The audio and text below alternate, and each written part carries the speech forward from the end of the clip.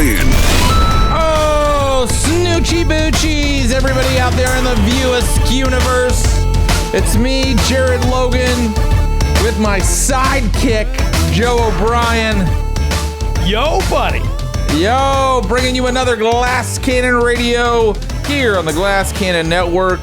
Your place for everything nerdy. Nerd-tacular. Oh my God, I have you once again. You're on. I need to mute you again. You have me doubled up because you got to mute me in Discord because we did that Discord event. You sounded like a wizard or alien speaking from on high. Yeah, that's what it sounded like to me when you opened. Like I didn't expect it, and all of a sudden I just hear like, "Welcome to Glass Cannon Radio." Yeah, it was epic. Well, I'm happy to be back with you again, my friend. It's always nice to sit and chat with you about these topics that we care so much about, and to talk with the listeners who, to a lesser extent, have interesting things to say. To a much lesser extent. How's your week been? What do you? We were recording some Blood of the Wild this week. That was really fun. Yeah, it's been great. We recorded some Blood of the Wild, which, I mean, side note to everybody, we hadn't recorded since before Gen Con. So it was a huge break for Blood of the Wild with schedules, the way they were lining up, and other projects recording over and et cetera, et cetera. And so we got back into that campaign, which is awesome. And you know what? Let me take this opportunity to say something. The finale of season 2 is coming in Blood of the Wild. It is coming in the next few weeks, and so we wanted to let you guys know that we're planning to do a little live event, John, on October 6th. So we'll have more information as we get closer, but it's tentative right now. I'm pretty sure it's going to happen, but mark your calendars for Monday night, October 6th, I believe it is. And that event will be on OnlyFans. That event will be live on OnlyFans, so make sure you're signed up. Only feature me and Joe in case you're getting any ideas. Yeah, don't get any ideas. No skid. Sorry, ladies. Speaking of which, hoping we have Skid today. I don't want to promise he'll be here when he won't, but he's going to try to swing by at some point, and he's also going to be streaming on Twitch right after this episode. So just FYI, our buddy Skid should be joining us today at some point. Great. And if you are watching right now or listening, you have stumbled onto the Spy episode of Glass Cannon Radio. We are talking all things spies, espionage, tradecraft, as they put it in the biz, Joe. Yes. And so today we will be talking about spy fiction and spy fact for our first topic. Then we're just going to get into realism in our fantasy. How much of it do we want? Is it necessary? Do we want to do away with realism altogether? What's the mixture there? Then we're going to get into spy role-playing games. There aren't a lot of them, and I haven't played maybe any of them, but I've read some, and I'd love really to talk about spy role-playing games with y'all. And then after that, we're going to go to the GCR Brewery, where good old Joe is going to tell us a little bit about how he put together this new season of Get in the Trunk, which is as you know, a spy-based story. Right, an espionage-based story. And finally, we're going to have a listener award, but in order to do that, we have to ask the listener question. What is our listener question today, Joe O'Brien? Listener question today, and you're going to have a fantastic prize on the line, ladies and gentlemen. Today, we are giving away the full hardcover adventure path, which is just wrapped up, Myth Speaker. Myth Speaker. Myth Speaker is 3 parts, a 1st through 9th level adventure path from Paizo. Our friends at Paizo here are giving this away to you guys. So this is just so awesome. And I believe, if I'm not mistaken, that the themes in this are phenomenal. I think it's like loosely kind of like Greek mythology based. Oh, that's fucking cool. And it uses the like mythological rules, so you kind of become like mythical heroes. So it's awesome. Yeah, it should be really cool. So we'll give that away to. I'm sorry, I didn't ask the question. It's going to be a contest question today. We'd love to have you guys call in, get your answer in for as we always say, the best answer. There isn't a right answer, but there is a best answer, right? And and as Joe always says, guys, remember, the best answer is the one that everyone knows, but no one thought of. Yes, everyone knows being a key component. If you have to describe in great detail your answer, it's probably not going to win. Mm-hmm. So let's go to the question of the day. We're doing spies, right? You know what spies typically need or have, especially in spy fiction? Cool gadgets. Cool gadgets. Now, we want a best gadget in fiction. Doesn't have to be spy fiction necessarily.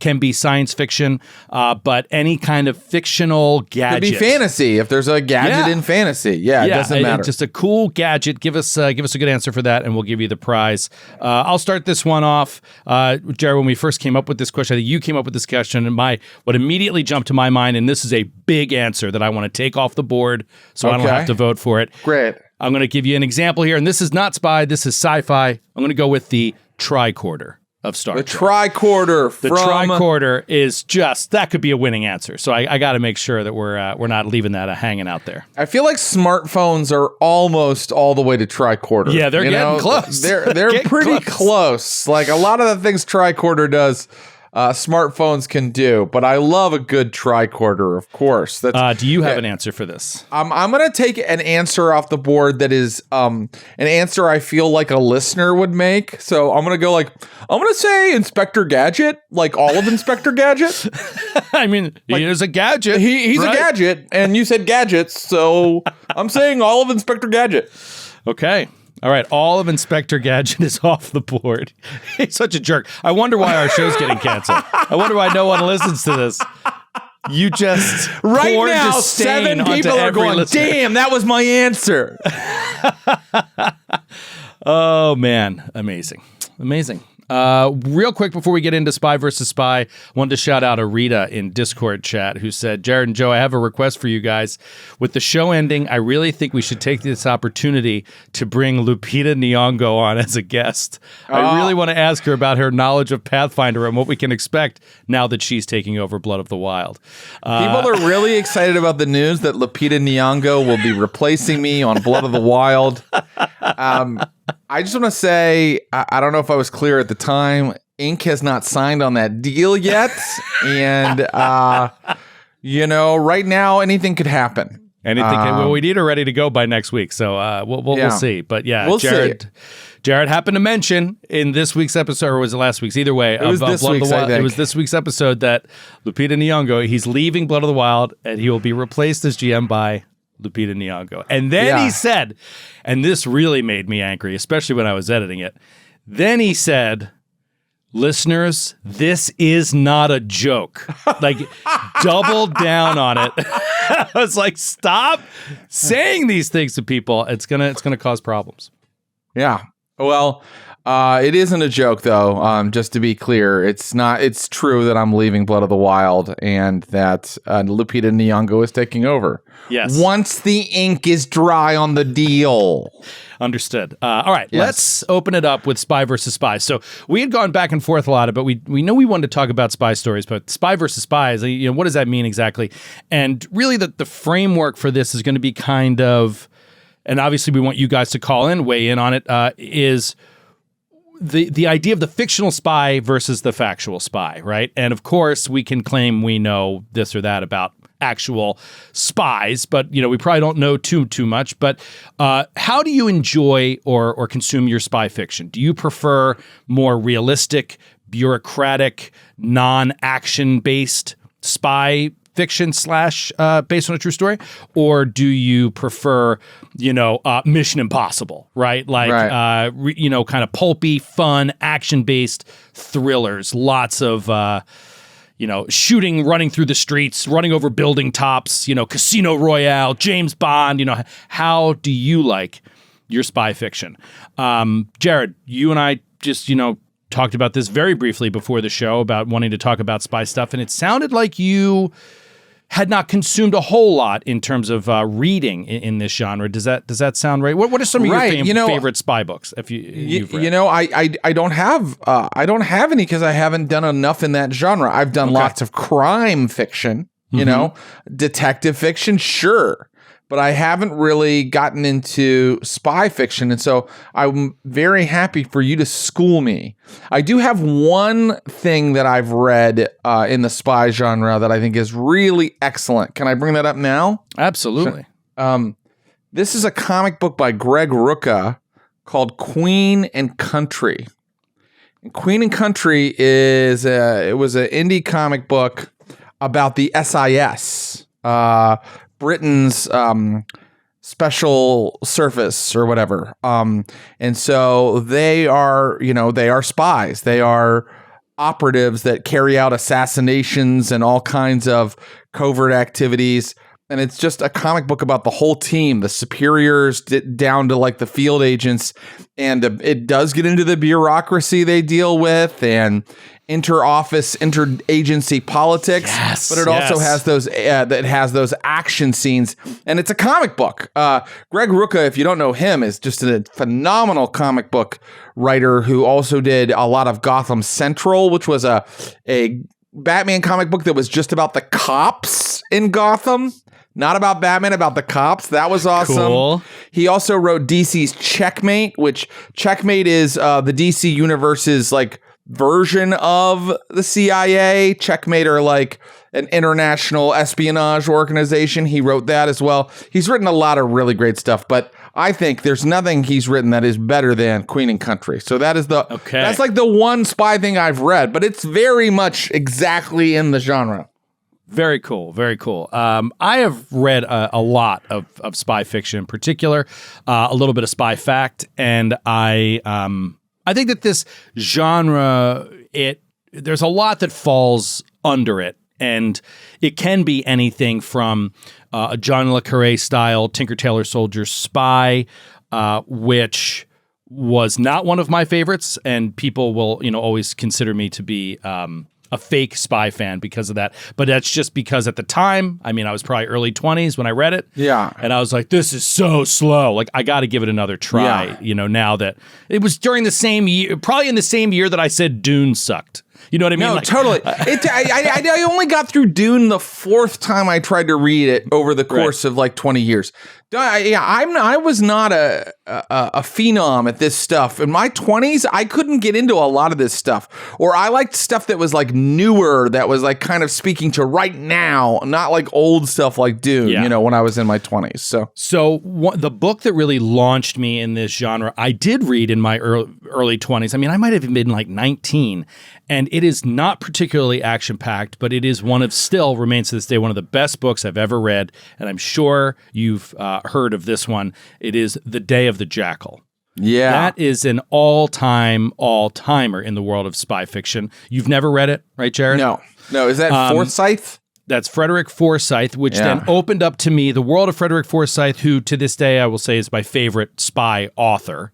I've read so many of his books because his style to me strikes a great balance between bureaucracy, inner office, politics, and what seems like a real knowledge of the inner workings of these bureaucracies. And then also the action. He has some action in there that's just really fun.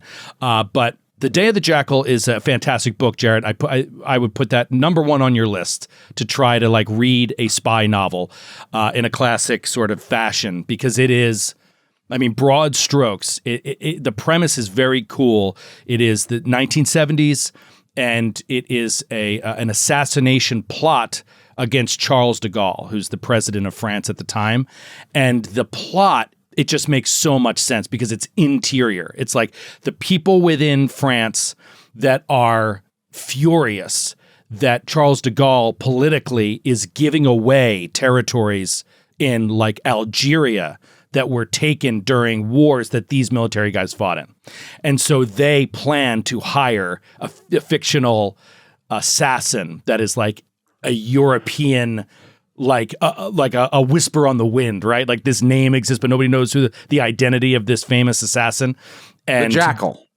The titular Jackal. And then the whole book you're following the assassin and how he builds an assassination attempt against the president and the cop that's like trying to find him, the agent that's trying to find him. It's so good. So good. I just put it on my Amazon wish list. Good. I hope you check it out. And to me, it really, here's another aspect of spy novels that I really love. When done well, when done right, they often take you on a romp around the world. Mm-hmm. And it's really neat to feel like an author really knows the area they're writing about. It's one of the things that I loved about the TV series Homeland. Was it Homeland? Yes, Homeland, yeah. I loved that TV series because so much of it took place overseas. There was a lot of interesting cultural stuff. There was a lot of like... Claire Danes, yeah, exactly. And this book had a lot of like, he would describe the exact cafe at the corner of, the two named streets in Austria, right? And then like he'd be having a meeting with some guy over like one part of a weapon or something. It was just really, really interesting. And you felt like you got to visit all around Europe. Very, very cool. But then I got into also the action side of things, courtesy of my dad, in the Robert Ludlum, Tom Clancy version of Right. I have never read a Tom Clancy. And although I know that I have seen Tom Clancy movies based on Clancy novels, I can't remember them. Well, like Hunt for Red October, I probably saw when I was 8, Yeah, the number one is The Hunt for Red October. That's kind of the number one in a lot of people's lists, and I highly recommend you check that out. One of my favorite books, one of my favorite movies. Clear and Present Danger. I actually don't believe I ever read Clear and Present Danger, but phenomenal. That one's about the IRA, isn't it? Isn't it about the IRA? No, that's Patriot Games. That one's about the IRA. Clear and Present Danger is so good because it's about, it takes a different aspect of the spy thriller, which is it's about illegal U.S. military covert operations in other countries. And what it specifically is about is the rising drug trade in Colombia, I think it is, and the U.S. sending illegally actual highly trained troops in to kill drug dealers. And it's really interesting because there's so many layers to it. You got to check it out. It's really, really, really good. So I guess those are some of my favorites. I mentioned Forsyth. The Eye of the Needle is a spectacular one. I wrote down. Is that by that Forsyth? On your list. Now, are the Forsyth ones, are they all of a series like the Jackal comes back or anything? No. Okay. No, this isn't like a Jimmy Killer novel or whatever. You know what I mean? Right. Like this isn't, he doesn't really write like that, which I really appreciate. Like every book for the most part is standalone. No, The Eye of the Needle is a World War II spy novel by Ken Follett, the guy that wrote Pillars of the Earth. I've always meant to check him out, and I never have. Yeah, I think he's a very good, easy read kind of writer. He's great. And Eye of the Needle is a phenomenal all-timer for World War II spy stories. But then you kind of cross over into like, who really does Cold War spy stories really well? To me, that's Frederick Forsyth. His book, The Fourth Protocol, is one of my all-time favorites. That's about a Russian attempt to bomb a government building in London. That's a really interesting one, like during the height of the Cold War. These would probably be great audiobooks too. I read these before the days of audiobooks. Like, you should check them out. I bet you they're really good. Yeah, I don't know. For me, like if something is action-packed, I love an audiobook because it's kind of, I don't know, it's like the narrator can really add suspense and stuff. Yeah. You definitely check it out. What was the other? Oh, so there's a book that Frederick Forsyth wrote. Now, I haven't read it in many, many years, but I feel like this book it's shocking in how prescient, is that the word when like you're predicting something in a way, but like, it's not a prophecy, but it's prescient, like yes. Prescient. Yeah. There's a book called Icon that he wrote after the fall of the Soviet Union. He wrote it in like the mid-90s, and it is about a leader who will rise in Russia to like bring them back to the power that they once were. Oh yeah. And it is even worse than the leaders before. From my memory of it, it's very like how we think that we've won, but the book is kind of like how quickly it can come back with one. That's why it's called Icon.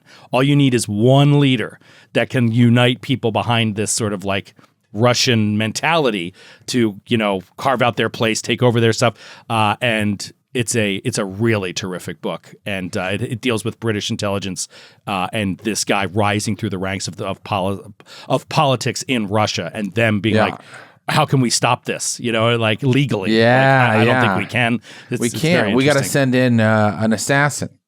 Yeah, exactly. Send an assassin. Exactly. Just on that note, I just want to say I do have a book on my shelf, and I keep picking it up, and I'm gonna do it this year, called Putin's People: How the KGB Took Back Russia and Then Took on the West. So it's like about the rise to power of Putin and how Russia got into the situation it's in now. And I wanted to read it because I read an entire biography on Stalin called The Court of the Red Tsar. And I also read a book called It Was a Long Time Ago and It Never Happened Anyway. And that book was by a journalist. You mentioned to me. Yeah, it's by a journalist, and it was just about a guy. He goes to Russia, and he realizes by talking to people on the ground that they really miss the oppression of the Soviet Union. Wow. And in the way that things are kind of being rolled back, certain civil liberties, they're trying to roll back certain civil liberties here in the United States in some ways, or they're trying to take us back to an earlier time. A lot of the monuments to people who died during Stalin's purges have been taken down in Russia. Attitudes changed. They were like, we don't want to think about that anymore. And they kind of erase some of those crimes that were committed. So anyway, I find the Soviet Union and Russia endlessly fascinating. Yeah. And when we have Eric Mona might be visiting us again, right? I hope that's not too much of a spoiler. We're trying to have Eric come by as one of the many guests for the finale. I want him to tell you about his experience visiting Russia as well, because it was very interesting to me. Our good buddy, as predicted, Skidmar is here. All right. Skid, join us on stage here, buddy. Hey, Hello. Dude. Not much, man. Thanks for stopping by. I mentioned to you that before you streamed, we were going to do some Glass Cannon Radio about spy stuff. I'm like, do you have anything to say about that? And you were like, yes. I do. Yes, I sure do. I'm going to cut to you in 1 second, but let me just real quick, Jared, go off of what you just said about forgetting this ever happened, wiping these crimes away. There's another great Forsyth book, a famous one called The Odessa File, which is about hunting down Nazis that are hiding in South America. That's cool. Change their identities and are hiding in South America. So good. I just want to tell everybody what I just did was I got rid of the Forsyth books that were already on my wish list, and I put on instead Frederick Forsyth 8-book collection set. Oh, wow. That's awesome. $46.99, and you get 8 of his novels. Worth it. I mean, I read Odessa File, I read Avenger, I read The Fist of God, I read The Veteran, I read Fourth Protocol, and they're all good. They're all in this set. I think I'm gonna get it. He and I didn't realize this. We should have brought this up on Glass Cannon Radio. R.I.P. He just passed away in June of this year. Under mysterious circumstances. I don't believe so. I think he was just he was old. Sniper's bullet. He was old. He was a BBC correspondent in 1965. Oh, I love that he's a Brit, by the way. You tell me he's a Brit, and I'm even more in than if he was an American. Because those folks over there, they have a fucking knack for the historical details that we do not have. Yeah, you know what? Maybe that's why I love it so much. Is that knack for historical details? I definitely. I didn't know he was a Brit. Role. That's awesome. Good buddy, Skid Mar. Hello. What are some of your favorites? Do you like reading spy fiction, spy fact? Yeah, to the extent that I read at all, which is not much, but I do a lot of the adaptations. Like I was going to say, the Peacock adaptation of Day of the Jackal with Eddie Redmayne, I thought was fantastic. You know what? I didn't even know they did that until I was prepping for this show, and I saw an Eddie Redmayne Day of the Jackal show. I was like, what? I thought it was great. I loved it. I thought it was very, very good. Fantastic. Fantastic Beasts and Where to Find Them fame. Yes. The trilogy we all demanded more of. And from Ken Follett's Pillars of the Earth, that adaptation as well, which is the first place I believe I saw him. Yeah, that's right. I can't follow it. So that's good. I love Tinker Tailor Soldier Spy. I love the movie. I'll throw that on a lot of times. I love that movie. I love the atmosphere of the 70s. I love to answer the original proposal of the premise of the show. I like my spy fiction the way I like my apricots, dry and something I can chew on. I like the driest possible spy fiction. And that's cool. Yeah, good to know. And Tinker Tailor definitely fits that. And then I started watching the original Alec Guinness Tinker Tailor Soldier Spy. That's on YouTube. I started watching that as well. I didn't know there was another version with Alec Guinness. That's the original made-for-TV version, which is excellent. Damn. That sort of legendary, phenomenal cast and everything. It's I have read one Le Carré, but I read it so long ago. I consider myself to not even have read it now because I read it probably when I was 23. But I liked it. It was The Spy Who Came In From the Cold, which I think that was his first one that really hit for him. And that one's about getting someone back across the Berlin Wall. Right. And that was another one I think that was his first work that was adapted for the screen with Richard Burton. Which was pretty good. Not a complete success, but pretty good. Yeah. I find all that stuff with the Stasi, the East German intelligence service. Yes. The Stasi stuff is fucking wild, man. They had every apartment in the whole fucking East Germany bugged. Yeah. They were listening to everyone. There were people working around the clock just listening to your Aunt Edna's goddamn conversation about her borscht recipe or whatever. Yeah, Stasi was that's what they don't get mentioned often enough when it comes to evil, autocratic police organizations. They're really the cream of the crop when it comes to that. Yeah. Amazing. There's also, it's not quite, I know McDee's here in the background. There's another book, and it's not quite spy fiction, but it's sort of in that ballpark. And it's a book that I read that I can never remember the name of or the author. McDee might remember. I know I've talked about this book with him before. It has to do with people taking over, I think it's NORAD. I think they actually take over NORAD. And this tense, terse battle to take it back. And one of the characters that they employed to do this is this Vietnam veteran, this little tiny guy who was a legendary tunnel rat in Vietnam. They would send him in with a shotgun to these Viet Cong tunnels to root them out. And it is it's a great book. And maybe McDee will be able to remember who wrote it or what the name of it was, but that would be my big recommendation if he remembers that. I don't know that one off the top of my head. So the ChatGPT is telling me that they think we're thinking of The Day Before Midnight by Stephen Hunter. It's The Day Before Midnight. Who's the author? AI is the future. Oh no. By the way, Glass Cannon Radio is going to be replaced by a fully AI-driven apparatus that will just talk about nerd stuff with you, but we'll always give you the exact experience you want with no opinions you don't like. Before 2000, Thank you, AI. Before the year 2000, we could have had this discussion for months without learning an answer. Now we have it. Thank you, technology. Yes. But not to name drop, but Garth Ennis actually recommended this book to me. And he always had the greatest recommendations, as you might suspect. And this is one of them.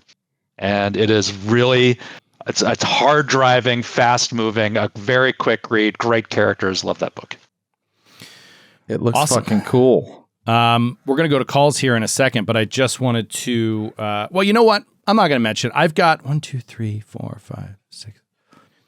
I've got 7 books that are on my Amazon wish list that I went back to that I haven't gotten to yet that are spy novels. And I'm not going to just start listing them now, but these are ones that I think are going to be good that I really want to check out. And I'm rather than list them out, well, let's get to some callers and see if anybody mentions any of these. And we haven't talked about movies yet or TV shows, but the other thing I want to say is you don't have to just talk about direct Cold War spy stuff, World War II spy stuff, modern day, War on Terror spy stuff. You can also just talk about, like you said, Skid, you don't know if it's really a spy novel. Like, there's the genre is very interesting. There are spy thriller type stories that are not CIA agents or MI5 agents or MI6, right? That are not KGB. Tom Clancy, I think, fits into a lot of that. Like, they're not exactly spy stories, but they have the elements. And so one of the interesting things I want to hear callers can weigh in on, or we can chat about, is like, what are the building blocks of a spy story from a narrative perspective? What makes a spy story a spy story? I've heard it called a techno thriller. Have you ever heard it called that? Techno thriller? I've heard that term. Yeah, a techno thriller. Yeah, which is like, it's not quite sci-fi, right? It's not quite a spy story. It's not sci-fi. It's like modern tech, or like modern tech that's about to come out. Thriller. Yeah.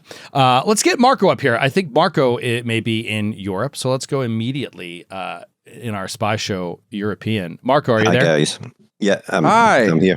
Hi. Yeah, I'm in Scotland, so yeah. Yeah, that's right, Scotland. I thought you were in the UK. How's it going, Marco? Yeah, good, thanks. Good. I was just wondering if you've read or watched the Slow Horses stuff. That is the first book on my want to read list. Is Slow Horses, and no, I didn't watch. I didn't give the series a good watch. I'll say that. I think I watched like 10 minutes of it one time and it was like late at night and I just fell asleep. So I got to go back to that, but I hear good things. Now that is super realistic, right, Marcus? No, I wouldn't say it's super realistic. It's very sort of grounded, I suppose you might say, but it's grounded. It's also pretty funny as well, because it's basically Gary Oldman plays the worst human being in the world, who has to deal with all these sort of rejects that have been pushed out of the main MI6, but not quite out of the service altogether. So it's sort of tense but funny as well, but it's just so well written and acted. I highly, highly recommend that. It's a pretty good show. I've watched the entire thing, and I don't love it completely, but it is I did enjoy it. It's good. Yeah, it's made me want to check out the book. The success of the show, people love it. It's made me want to check out the book before I go watch the show.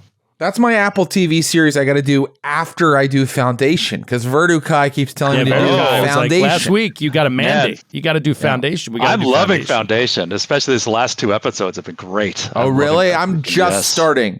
So if you spoiler me, you're dead to me. I won't say anything.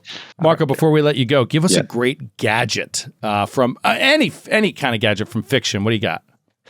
Yeah, I'm struggling to think of one here. I'm just going to go boring. I'm going to say the sort of face mask and voice synthesizer from the Mission Impossible films. Fuck yeah, dude. Yeah, the mask. Yeah. That's a great one. It's a great one. That's a great one. Great answer, Marco. Speak of the devil, look who's here. It's the Foundation ambassador herself. Verdukai is in the crowd. Verdukai Skid watched Foundation. There you go. Yeah. Verdukai, I'm 10 minutes into the first episode. So far, liking it. Yay! I'm so excited. My mission is complete. And you say I will enjoy it as someone who's read all the novels. Well, yeah, because now I'm on the second Foundation book now, listening, and I'm like, oh my gosh, this makes so much more sense on why they did this in the book. Easy to remember what the second Foundation novel is titled, because it's titled Second Foundation. And all the chapter names are very like the fall of Trantor and the fall of this and la la la. And I'm like, this makes it so much easier. What do you think about spy fiction? Yeah, what do you any thoughts on spy fiction? I like spy shows for the fun of them. Just like the Mission Impossibles, the James Bonds. Like I love Casino Royale. I think they're a lot of fun. I do love a lot of the more like subtle types of spy fiction that y'all have been talking about in the books. And so now I've got this whole list of books to check out. So yeah, I'm excited. Let me add another one to your list. Red Sparrow. I think they turned it into a movie. They made a movie TV show. Jennifer Lawrence? That sounds right. It's written by a guy named Jason Matthews. And if I'm not mistaken, I haven't done my research on this, but I believe he is an ex-CIA agent turned novelist. And those cool. to me are great because you tend like to get Tom that. King. Yeah, you tend to get that perspective of somebody that really knows the dry stuff as well. I don't remember a lot of details of Red Sparrow. All I remember is I flew through it and really enjoyed it. So I can't even tell you what it's about, but I really liked it. So definitely go check that one out. Ooh, I love it. Adding it to the list. I mostly came to harass you about Foundation and to enter the contest too. So perfect. Okay, yes, what's your so gadget? give us your gadget. Okay, so I've seen it in like Batman, and I've seen it in like 007, maybe Mission Impossible, but I love the shark repellent spray. Yeah, yes. No, the secret like microphone that they pull out that calls their vehicles to them, and they're like, "All hope is lost," and suddenly, here's my vehicle to let me make my awesome getaway. A car slams into the bad guys. The super like fob. the vehicle retrieval system, I guess, is my entry. That's a great one, and you're right. It's in a lot of stuff. Batman definitely has one. It's right from westerns. It's like where the guy whistles for his horse. It's the same thing. It is all it is a narrative cheat device to just get you what you need without having to deal with writing about it. It's cool though. Wouldn't you love it if your car could do that? Like your car's across town and you like. Yeah. I think it's dope. That's awesome. All right, written down. Let's get another call here. Oh, Jobster's in the crowd. Haven't heard from Jobster in a little while. What's up, Jobster? How's it going, man? Hello, gentlemen. Yeah, so I missed a bunch of episodes in a row because I was working at summer camp. Yes, that makes sense. I had to be responsible for the lives of children and things like that. Yeah, so it's great. Better maintain your focus. Well, welcome back to civilization. I spent a little time in summer camp myself this year. My wife and I do a family camp every year. What was your best experience at summer camp? I am one of the heads of the boating at the camp. So we take kids in kayaks and canoes out on the river, and the kids are great every summer. The thing that immediately popped to mind when you said that is we had one day where there was a bald eagle flying around, and it was like getting in fights with like local birds and like fishing, and it was just super cool to see a bald eagle just swooping around, owning its territory, its habitat. Yeah, that's an omen. Fun, You know what that means, right? You're the chosen one. Oh no! Well, you're responsible for fixing all of this. Oh man! You have to murder the president of the United States of America. Of course. I think it means. I think it means 30 more days of Caesarean rule.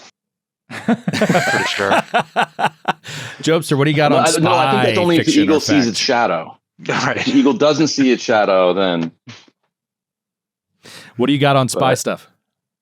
I skid the day before midnight. I think I also read that book, and there are certain scenes that are stuck in it from my head. Is there? I know there's one in particular that would spoil a huge thing, but there's something about that tunnel rat guy that you discover like halfway through, like a trait that he has.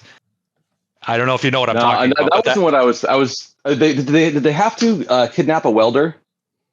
Oh, I think so. That sounds right. I remember because he described the scene of like these armed goons just tear open the shower. This guy's just standing there, and there's all of a sudden 4 machine guns pointing at him. And for some reason, that just it's a really good book. Jobster, I just wanna, if I can, give a synopsis of Jobster's call.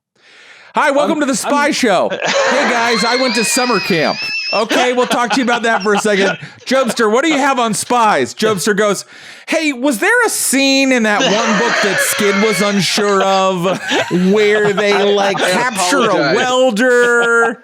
Jobster, thanks for adding so much to the show today. Unfortunately, we're out of time, Jobster, but thank you for calling in. I have a gadget, and I also wanted to highlight that there's something interesting with some spy stories is that they turn into like there's a blurring of the line between spy stories and heist stories because a lot of spies are like it's a heist of information.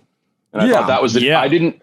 They have to plan, they have to plot, then they have to execute some level of operation that's they have to hang down on wires to grab the for sure.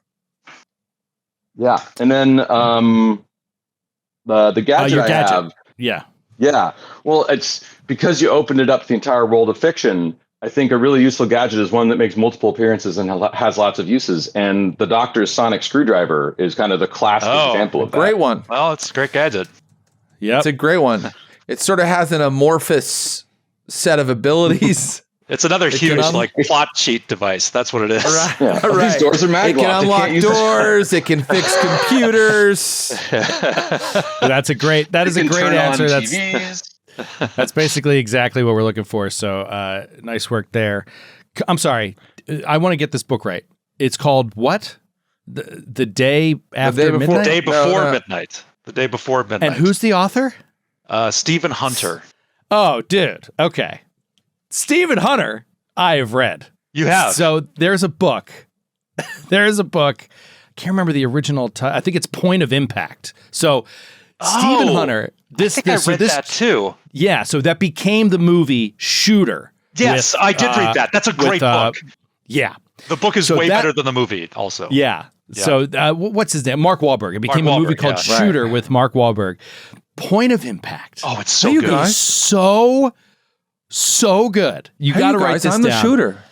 I got to shoot some stuff. It's me, Mark Wahlberg. I got to shoot some stuff because I'm the shooter. Say hi to your mother for me. Say hi to your mother because I'm shooting her.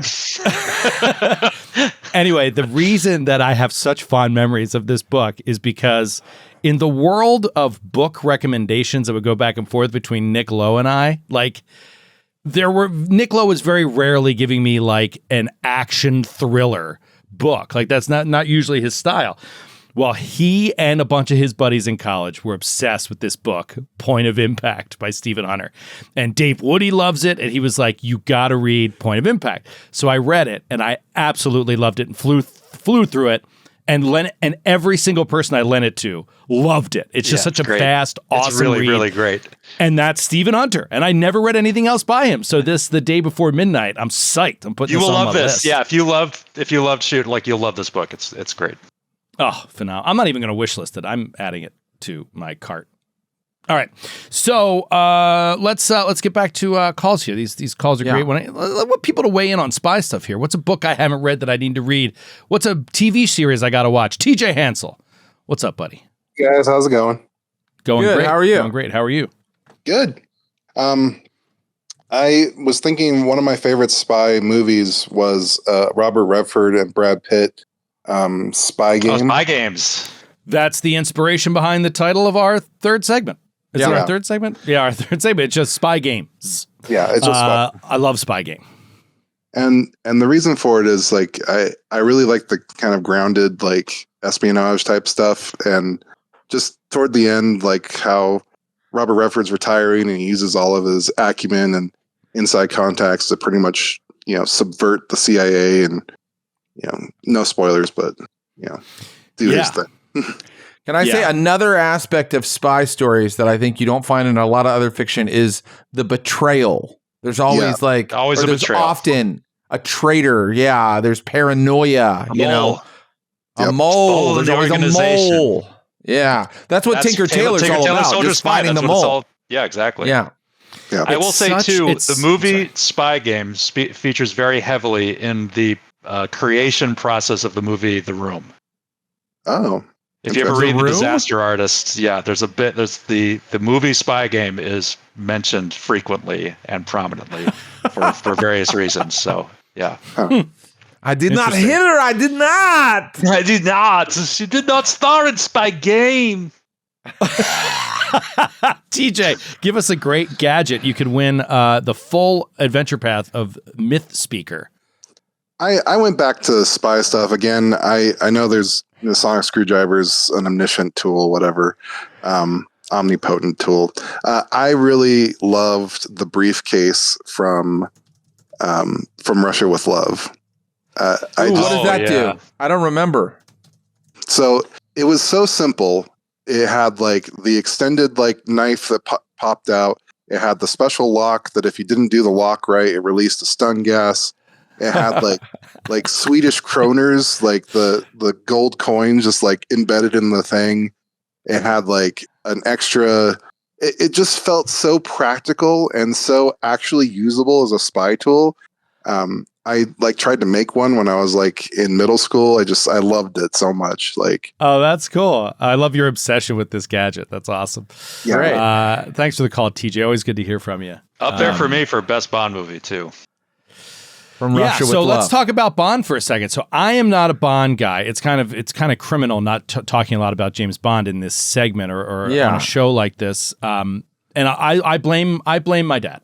I blame my dad. Like, Matthew is super into Bond movies. It's because his dad was super into Bond movies and like passed it on to him. And now Matthew, I mean, he just knows all about classic Bond. And I didn't really come around until Pierce Brosnan. Like, I don't think I saw a Bond movie until GoldenEye. And I still haven't seen most of them, most of the old ones. And so, what are your feelings on Bond, Jared, Skid? Obviously, it's a sexy angle of spy story. It's thrilling, it's action packed, and doesn't feature a lot of bureaucracy from my understanding of it. I'll go to you first, Jared. Then we'll kick it over to Skid. Your thoughts on Bond? I think they're awesome. They're not like at the top. Like I said, I'm not like a giant spy guy, but I think they're always great. I mean, they're always worth a watch. And I like some of the old ones. I remember I was particularly obsessed with Goldfinger when I was younger. And you know what else is kind of cool is the novels. If you ever read the Bond novels, they're really short. And Ian Fleming was a spy. You know, Ian Fleming. I was looking this up. Le Carré was a spy as well. Ian Fleming, what did he do? He I think he was in the World War II. Britain's Naval Intelligence Division during World War II. He oversaw T-Force. T-Force was a mission to get back German technology before they destroyed it on their way during their defeat. So even though his type of spy is less realistic, I guess we would say, he still was bringing in real knowledge to his writing. So I have a couple of those novels, the James Bond novels. What about you, Skid? I mean, I was a huge James Bond fan growing up. I'm sitting here. I went and grabbed my copy of the first printing of the James Bond RPG, which I loved as a kid. I was a big fan. That was something like my dad and I would like do together. Like we'd watch like Goldfinger or Dr. No, and so he was a big fan, and so it got me. So that was sort of my introduction to spy fiction, and I loved it. Like it really appeals to a prepubescent boy's view of the world as far as like espionage goes. For sure. So, and then I sort of like got my tastes kind of evolved, and I veered over to more sort of mature approaches to that kind of thing. But then the Bond franchise sort of matured too, with like the with like Casino Royale and like some of the Daniel Craig stuff. So I'll always be a fan. I still love it, but I don't love it in quite the same way that I did was when I started loving it, I guess. Two things real quick. One is the best Bond exchange ever is, do you expect me to talk, Goldfinger? No, Mr. Bond. I expect you to die. So good. That's an awesome exchange. And then the other thing is, I always make fun of the Daniel Craig Casino Royale. It is a excellent film with Mads Mikkelsen, who I love, but it's so of its time that for some reason there's a giant parkour scene because parkour was very buzzy at the time. And then they're in a casino in Monaco where they play Texas Hold'em for some reason. Yeah. Why are they playing Texas Hold'em? Because everybody was playing poker. Everybody was hot at the time. There were multiple poker TV shows on cable at the time. They should be playing Baccarat, and they're playing. I know. Yeah, Texas Hold'em in a casino in Monaco. Okay. Did that break the realism for you, Jared? I just think it's funny when movies are like. I just think it's funny when movies are like of their time. You know, like I was watching. I was watching Freddy Part 6 last night, and someone said, "What is this, Twin Peaks?" And you're like, "That's because that show was on when that movie came out." You know, it's like, I love it. I love stuff like that. Yeah, me too. Bringing it back to spy stuff, I loved the Bourne Identity novel and the Bourne Supremacy novel. I don't remember if I ever read the Bourne Ultimatum. I can't remember if I did, but when the movie came out, I was excited, and I really enjoyed it, and I enjoyed the Bourne Supremacy as well. I really liked the Bourne Ultimatum too. I think the movie was fantastic. The third movie. When I went back and rewatched the Bourne Supremacy many years later, I was like, I don't like this very much. And it all had to do with how it's shot, which I feel like was very of its time.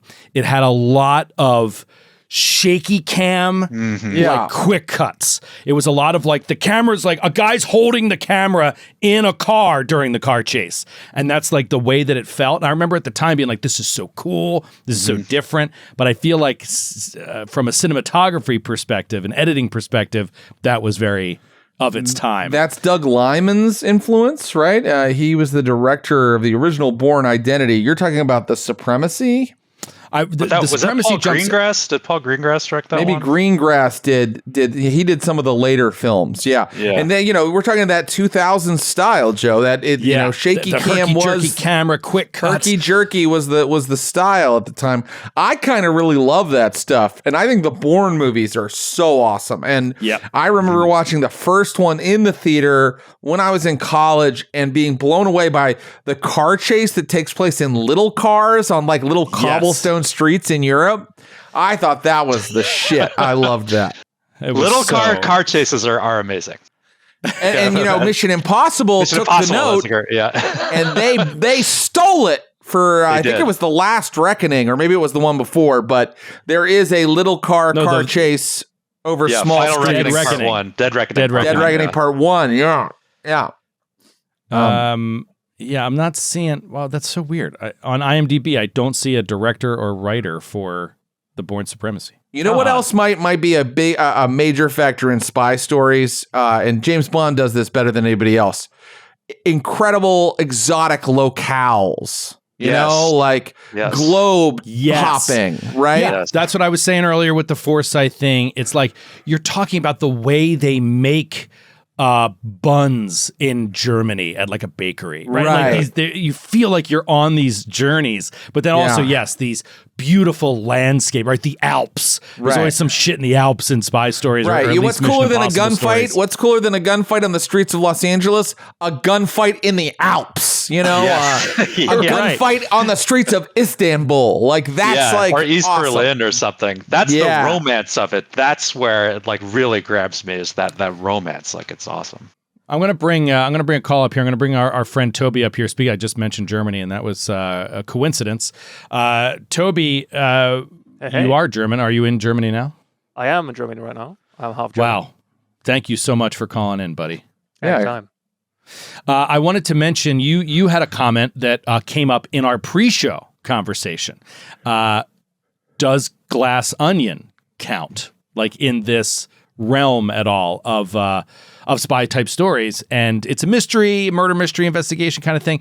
And I personally think it does. I think it's hard to not acknowledge the base of spy story building that Glass Onion has, which is... Wait, you mean the Daniel Craig mystery movie? Why is that a spy movie? Sorry, because it is filled to the brim. The whole thing is constant, nonstop deception, factionalism, and betrayal. Like that's kind of like the whole base of it.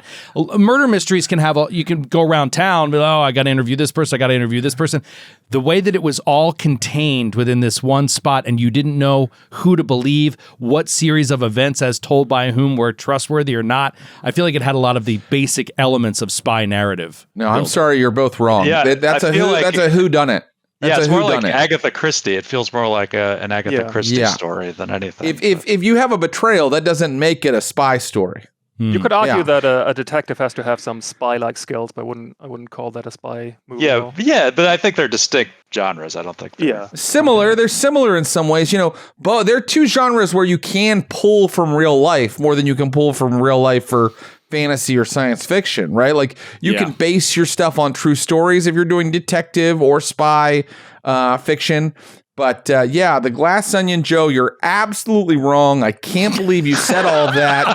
It's really... I'm going to be kind and say you're being silly and not use what I actually think. Not actually Toby, what do you got on spy stuff? What were some of your favorites? In a similar vein, what I like about spy stories is the sort of everyman being caught up in a spy situation. North by Northwest. I was just thinking about that last night.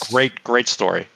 And just as a recommendation, this isn't directly a spy graphic novel, but it can lend itself to an inspiration. There's a Canadian animator, Guy Delisle, and he's drawn 2 diaries, and one of them is him being in North Korea as they outsourced animation there, and it tells his day-to-day in North Korea, and most of the time obviously he has to be around his translator and his guide, but there's one part where he gets away from them, and it's very spy-like in the ways of what he encounters and how he has to sort of navigate the area. So I would recommend reading that. It's called Pyongyang.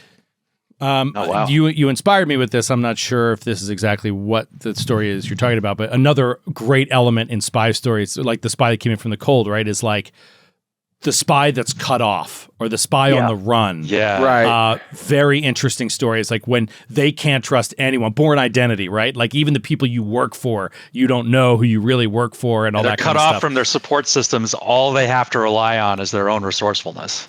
To support you, Joe, with your Glass Onion take. I mean, even it's not a spy movie at all, but The Fugitive also, you've got Harrison Ford running around being scared and behind enemy lines, so to speak, and having to prove his innocence. But and have to do it all alone. Yeah, exactly. And he's got to he has to make secret meetings with people on the street to like just try to tell his side of the story or get some evidence across. And that is interesting. Toby, give us a great gadget so you can win this adventure path.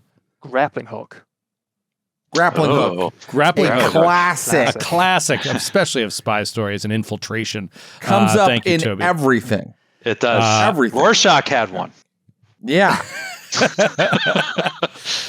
Batman's got one, right? Yeah. You gotta have a good grappling hook. The greatest spy of them all.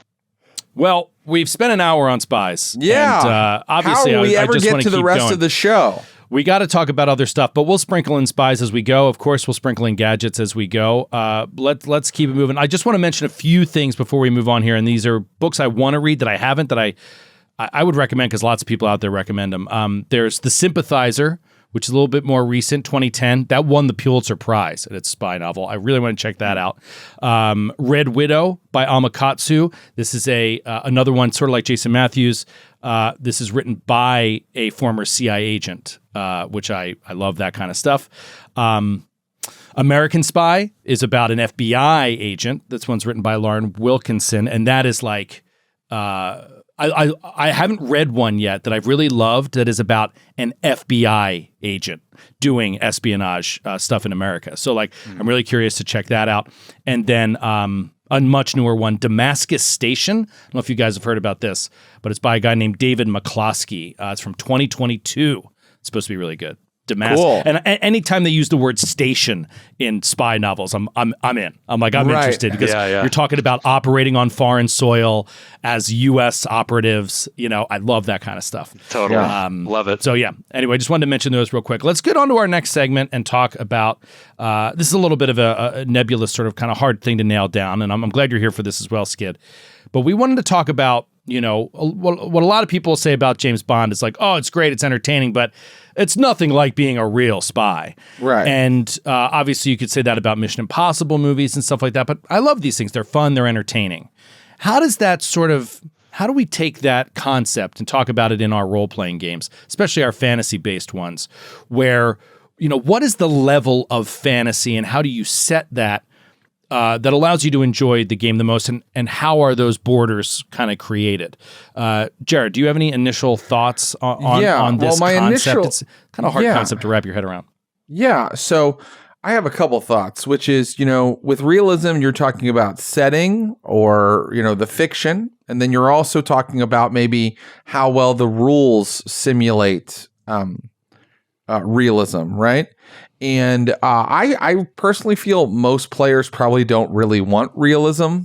I don't find that players really want a realistic universe because almost no games model a realistic universe. Like there's nothing about Dungeons and Dragons or Pathfinder is realistic, and I mean the setting, of course, but also like the way bleeding works. I mean, what even is a hit point? It's a really amorphous thing. It's it's not a simulator. It's not a simulator at all. And yet, a lot of rules are in Pathfinder. People would call it a crunchy game, which we've already talked about on here. And often I feel like crunchy games, part of the reason they're crunchy or there are a lot of rules, it is in order to maybe simulate reality, but they kind of fail, don't they? Because really, all those rules in Pathfinder, which are really fun to interact with, don't really make a more realistic game, or even maybe a more gritty game. They just kind of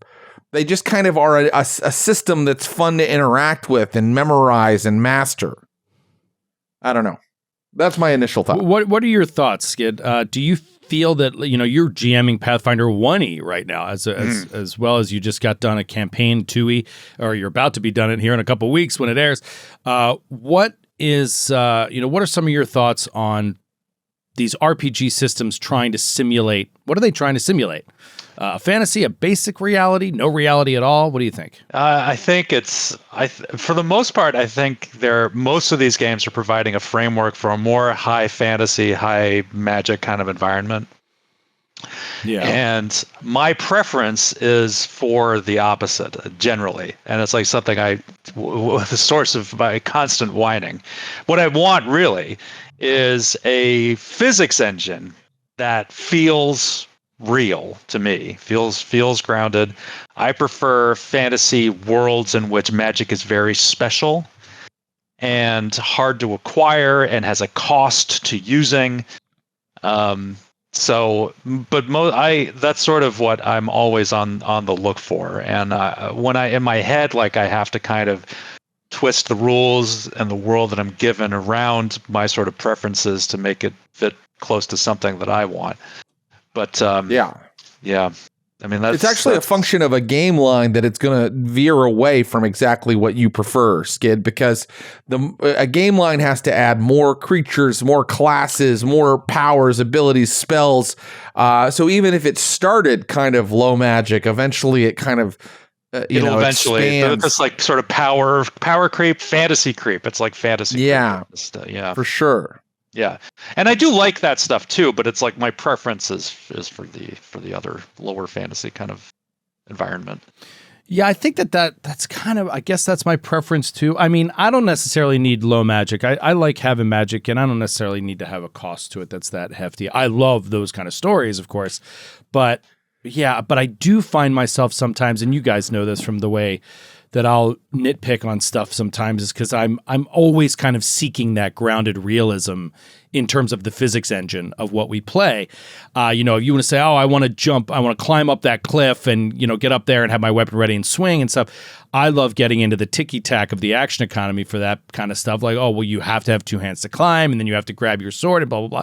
And it can feel a little less heroic, but I feel like my gut is always to have a more grounded physical game so that you feel like when you do accomplish something really special, it feels really special, right? Yeah.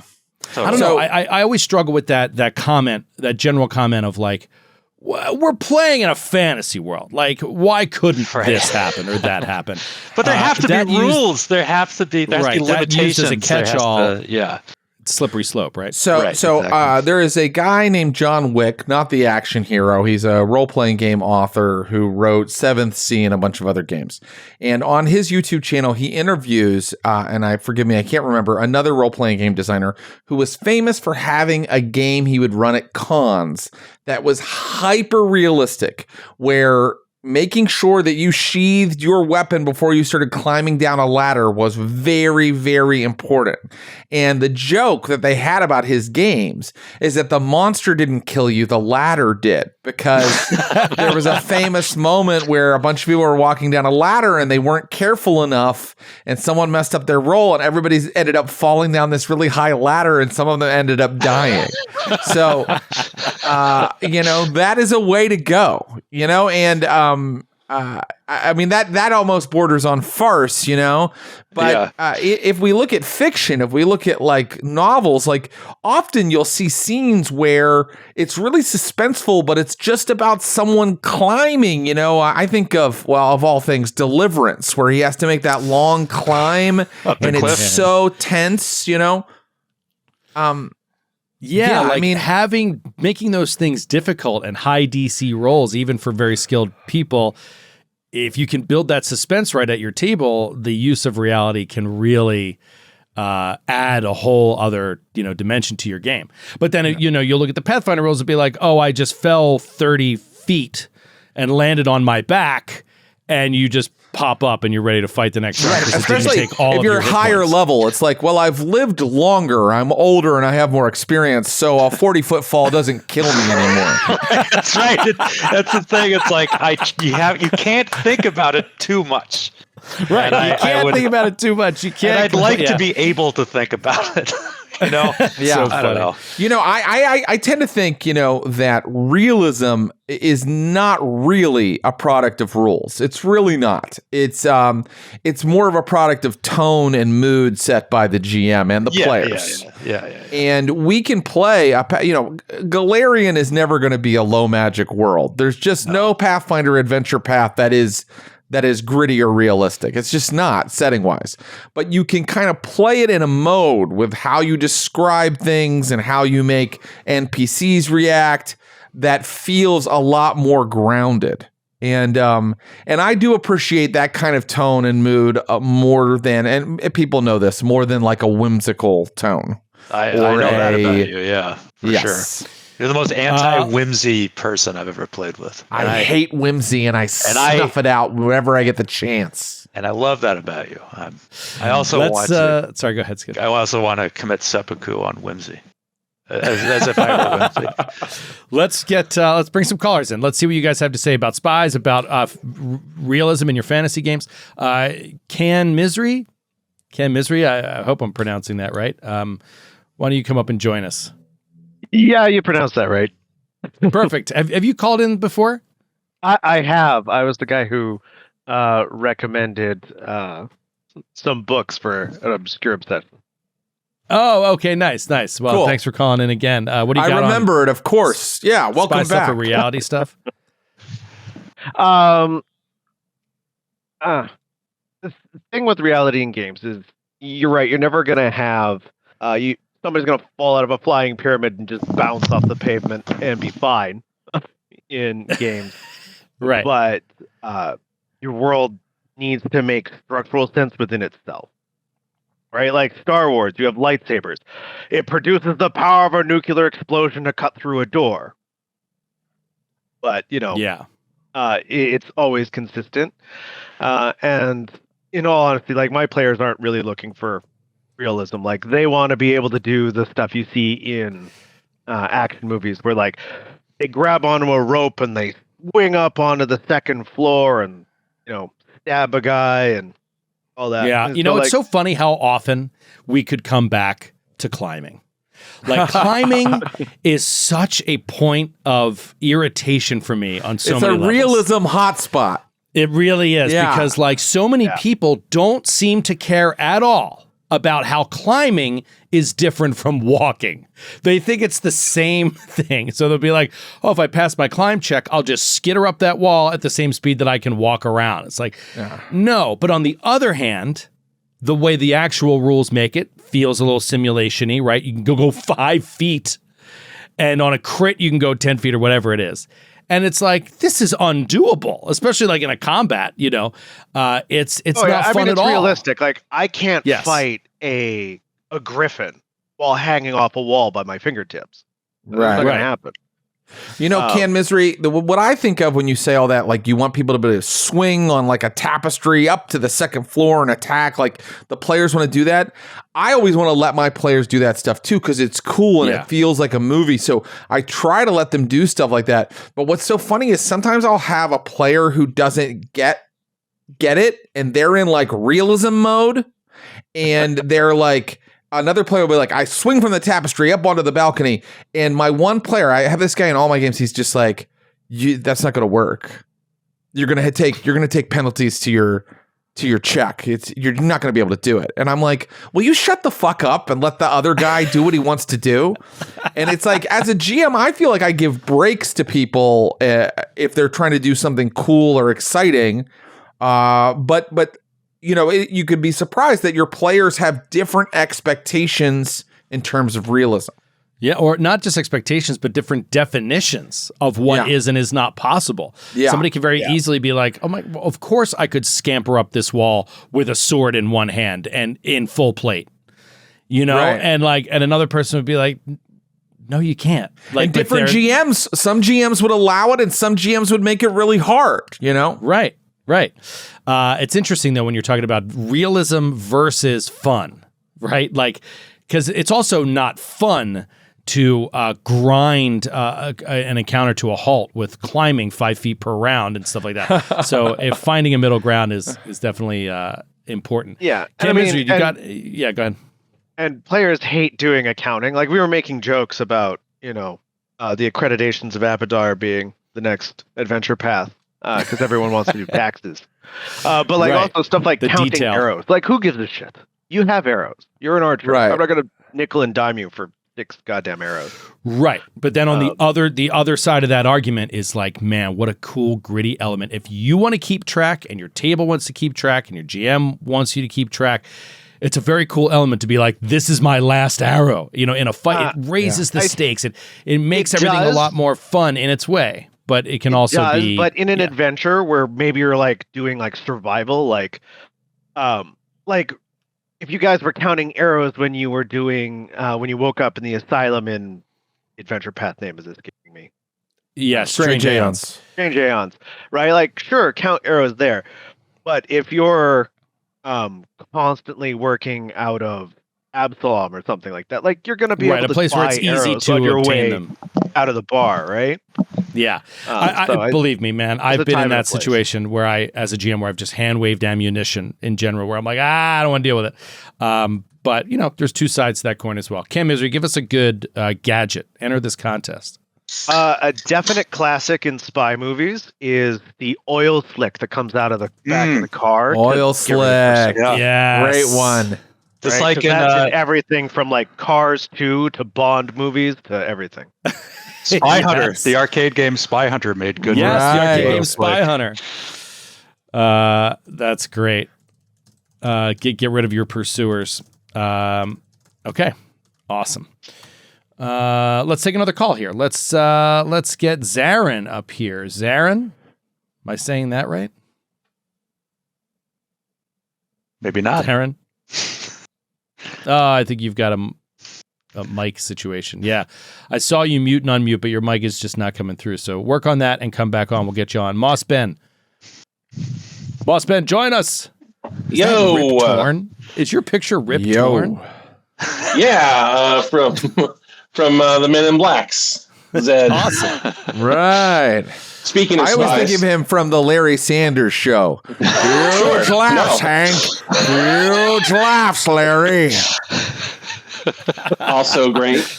Yeah, I mean, I think sort of much like the spy stuff with fantasy is like I tend towards just fun. Like I don't I get the realism, but yeah, I with like you're just talking about with arrows. I'm running an Age of Ashes campaign, and there's a segment where you go through the Mwangi Expanse, and I had my players track rations for that because they're like you're in the jungle. Yeah. You're in the jungle.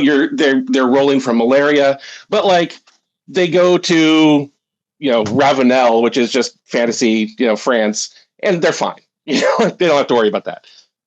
So yeah, I think when it matters, when it makes the story better, then push the realism in, and when it is a drag, then don't. Yeah. I mean, finding that balance is tricky because you want to also have consistency, right? And so, but yeah, a lot of it is a feel in the moment for sure. Well, and I think one of the things that's a benefit of like an AP is that it comes in books, right? So like that segment of the adventure is a book, and so you can say for this book, here are the ground rules. And then when we get to the next book, forget it. Yeah. Right. Yeah. Just take it book by book. There are all these weird holdovers from old school D&D. Old school D&D was way less role play and more just a war game. And so keeping track of rations, encumbrance to your character, how much they could carry, all of those things kind of have like trickled up to like modern day Pathfinder remaster, and they don't really belong there anymore. You know, they kind of all, because in Pathfinder, if you're running an adventure path, you are keeping track of so many more things than you were keeping track of in old D&D. Mm-hmm. In old D&D, you were always just going through a series of passages dealing with traps or monsters. There wasn't, a storyline, political intrigue, NPCs. You have to, like in Blood of the Wild, like this whole mechanic of like adding to your following, bringing people in and bringing animals into the herd and having rations and food to move over land. That's not the kind of thing that happened in old school. Yeah. But I think that has then led to some sort of innovations in streamlining, where whether it's the rune-based progression system or just a milestone XP instead of keeping track of all that stuff, just to keep down that bookkeeping a little bit. Yeah. Agreed. Mossbang, give us a great gadget from fiction. Well, so when you first started, I thought this was going to be limited just to spy stuff. So I was going to say the shoe phone from Get Smart, because Get Smart's great, and people don't realize it was a Mel Brooks show, so it's awesome. But if we're going literally any gadget. Somebody already mentioned it.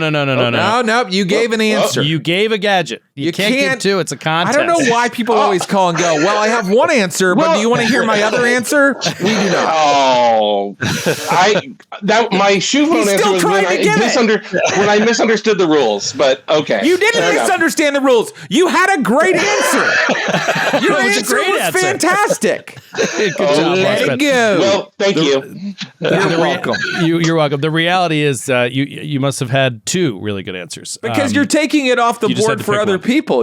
Maybe other people would say the other one. You can't say two things. Also, we're not going to be like, well, which of his answers do we love the most? You win. It's two chances. It's not fair. Yeah, you already won.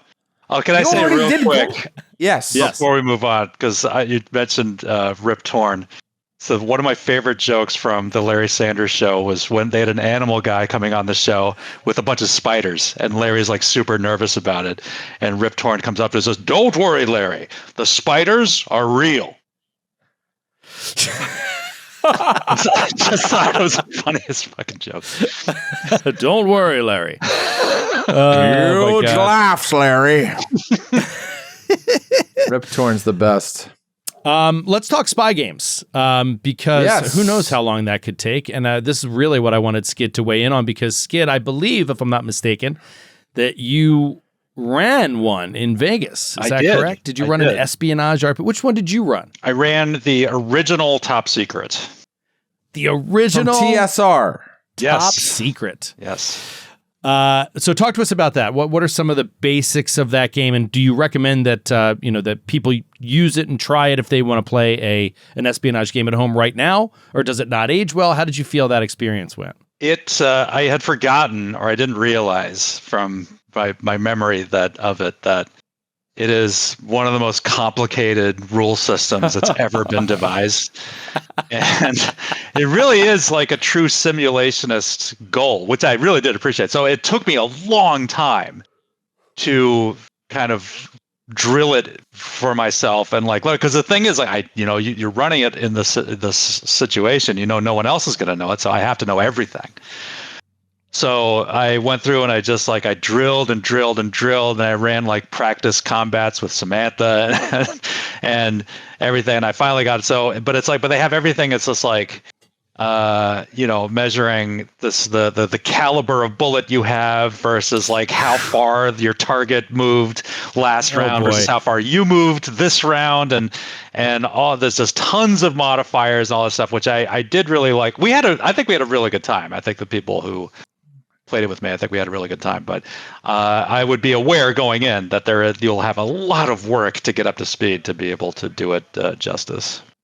I downloaded it just to get a look at the original first edition Top Secret book, and it's one of those old TSR books with just the columns of blocks of three text. Columns of just it text. Makes your eyes tear up just looking at the first page. You're how did 12-year-olds read and absorb this? Because they had nothing else on their mind. Right.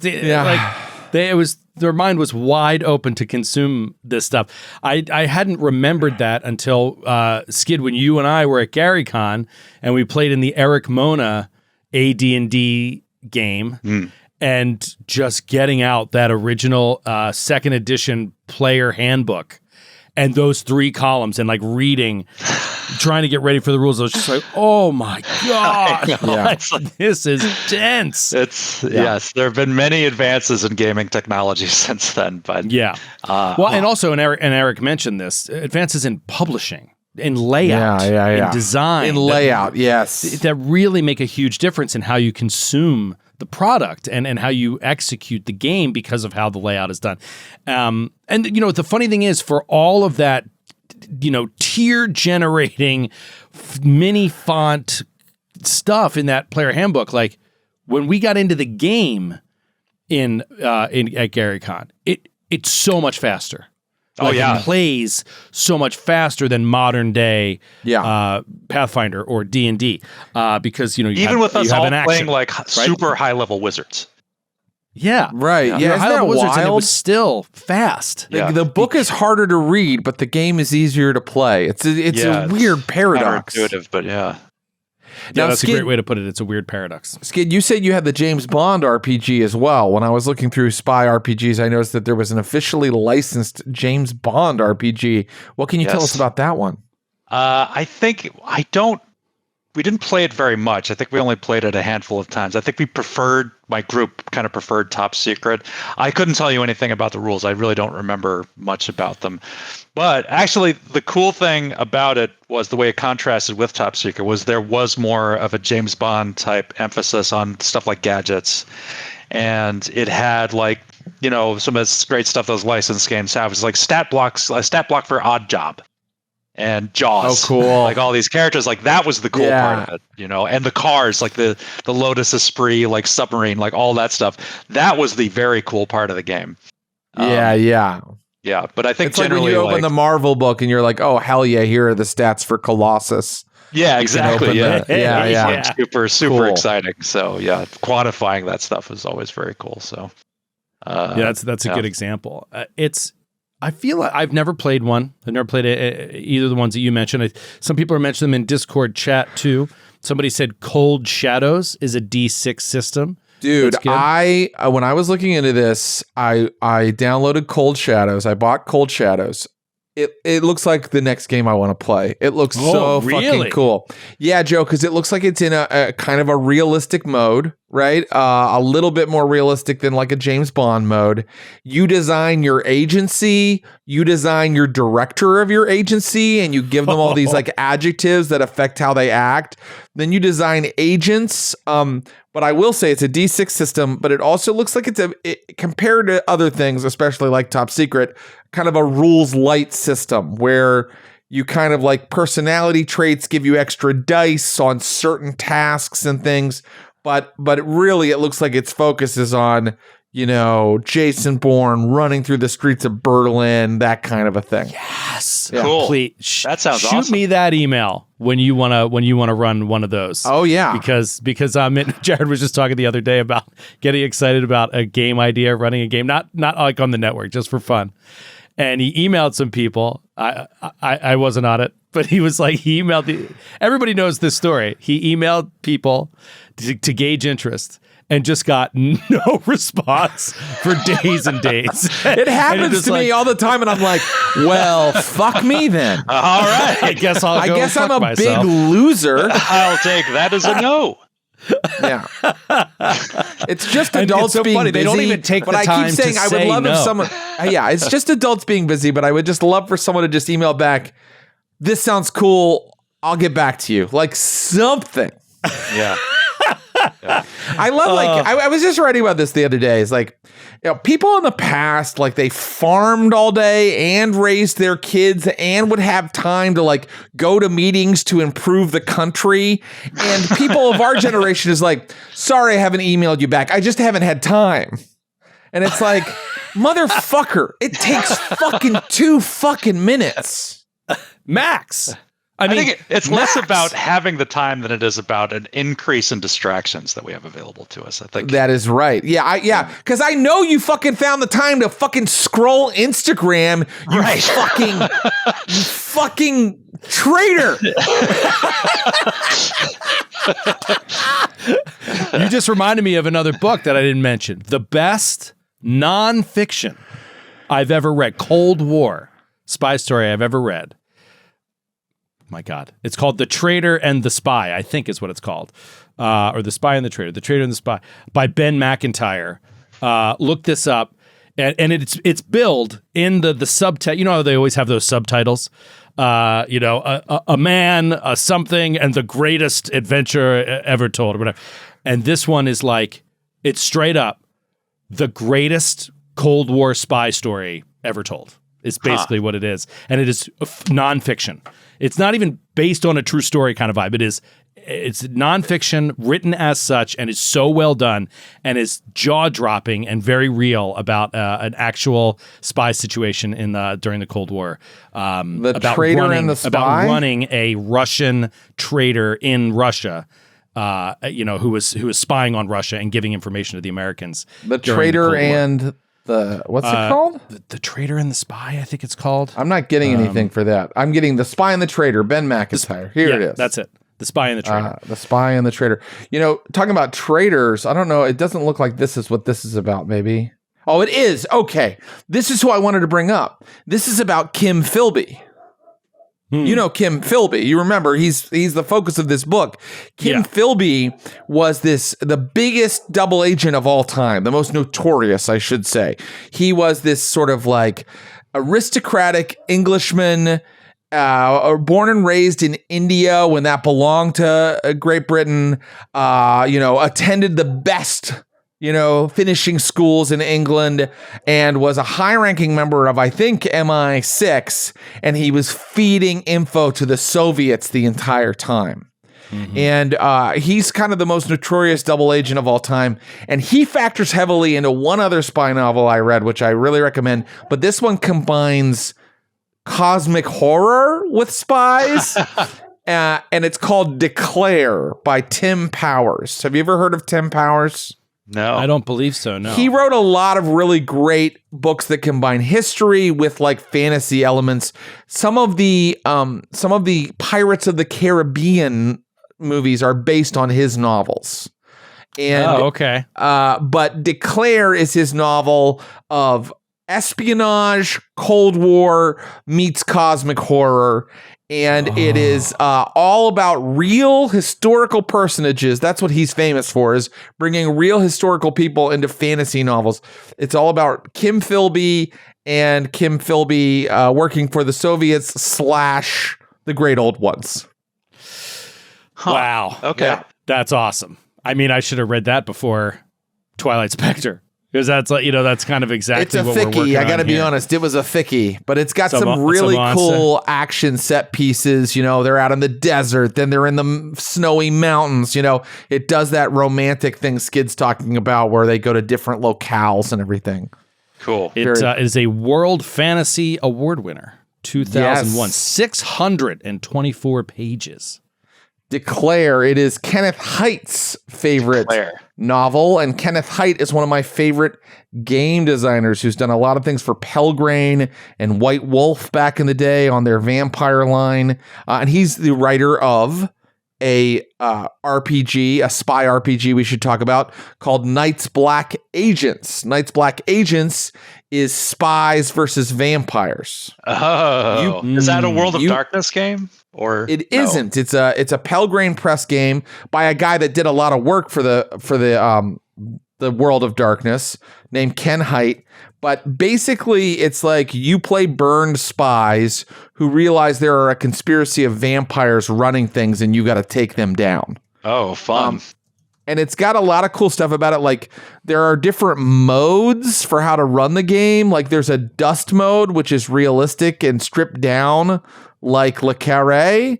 But there's also like a mirror mode, which is like focused on paranoia and betrayal. Anyway, he gives you all these different flavors for your campaign. And he also gives you this way to structure the campaign called the Conspiramid, which is like you actually like fill out this worksheet to fill out how your conspiracy works. So when your players can go from one node of the conspiracy to the next and find out about other nodes in the conspiracy and work their way up to the top of the pyramid. Damn it. Cool. I need this. That sounds awesome. Night's Black Agents. I'm looking at it. Wow. I'm not done. He also took the novel Dracula and annotated it into something called the Dracula dossier, where there are notes in the novel Dracula that tie into his game, Night's Black Agents, where he's like, yes, this is where the Geneva stations, like, you know, like all of this shit. Like, it turns, you can read the novel Dracula, which he's turned into a dossier on his game. Oh, shit. That's awesome. It's really cool stuff. The Dracula Dossier Starter Kit Bundle. Yeah. And we've never done any Pelgrane Press stuff, right? I don't think we've. We did Time Watch. We did Time Watch. Time Watch was Pelgrane. Okay. Yeah. They have great stuff. And I really love Robin Laws and Ken Hite, who work over there, and as well as a lot of other wonderful people. But I really love their game design and their ideas and stuff. Cool. Yeah, very cool. Yeah, and they did the Fall of Delta Green too, which is separate from. Yes, Ken Hite did the Fall of Delta Green. Arc Dream. Let's take a call before we move on here. Zarin is back. Let's give Zarin another shot here. See if we got that microphone situation worked out. Zarin, join us. Doesn't matter if your mic works. We're having one of those. We're having one of those days with the mics. Oh, hello. I hear something. Okay. Hey, how's it going, guys? It's going great, Zarin. How are you? I'm doing all right. What? Please go ahead.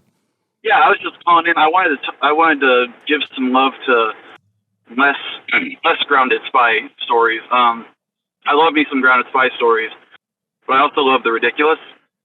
Yeah. And you know, talk about James Bond and Mission Impossible, but I love the show Burn Notice. I thought that show was so much fun, so ridiculous. Oh man.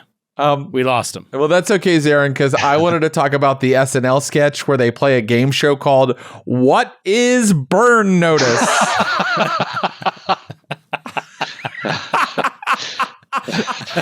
It was basically, Burn Notice was a show about a burned spy, right? A spy who had been disavowed.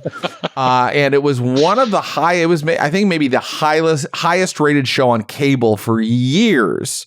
But it was on the USA Network. And like, it was just in perpetuity running every night once they had gotten a couple seasons under their belt. But nobody knew what it was.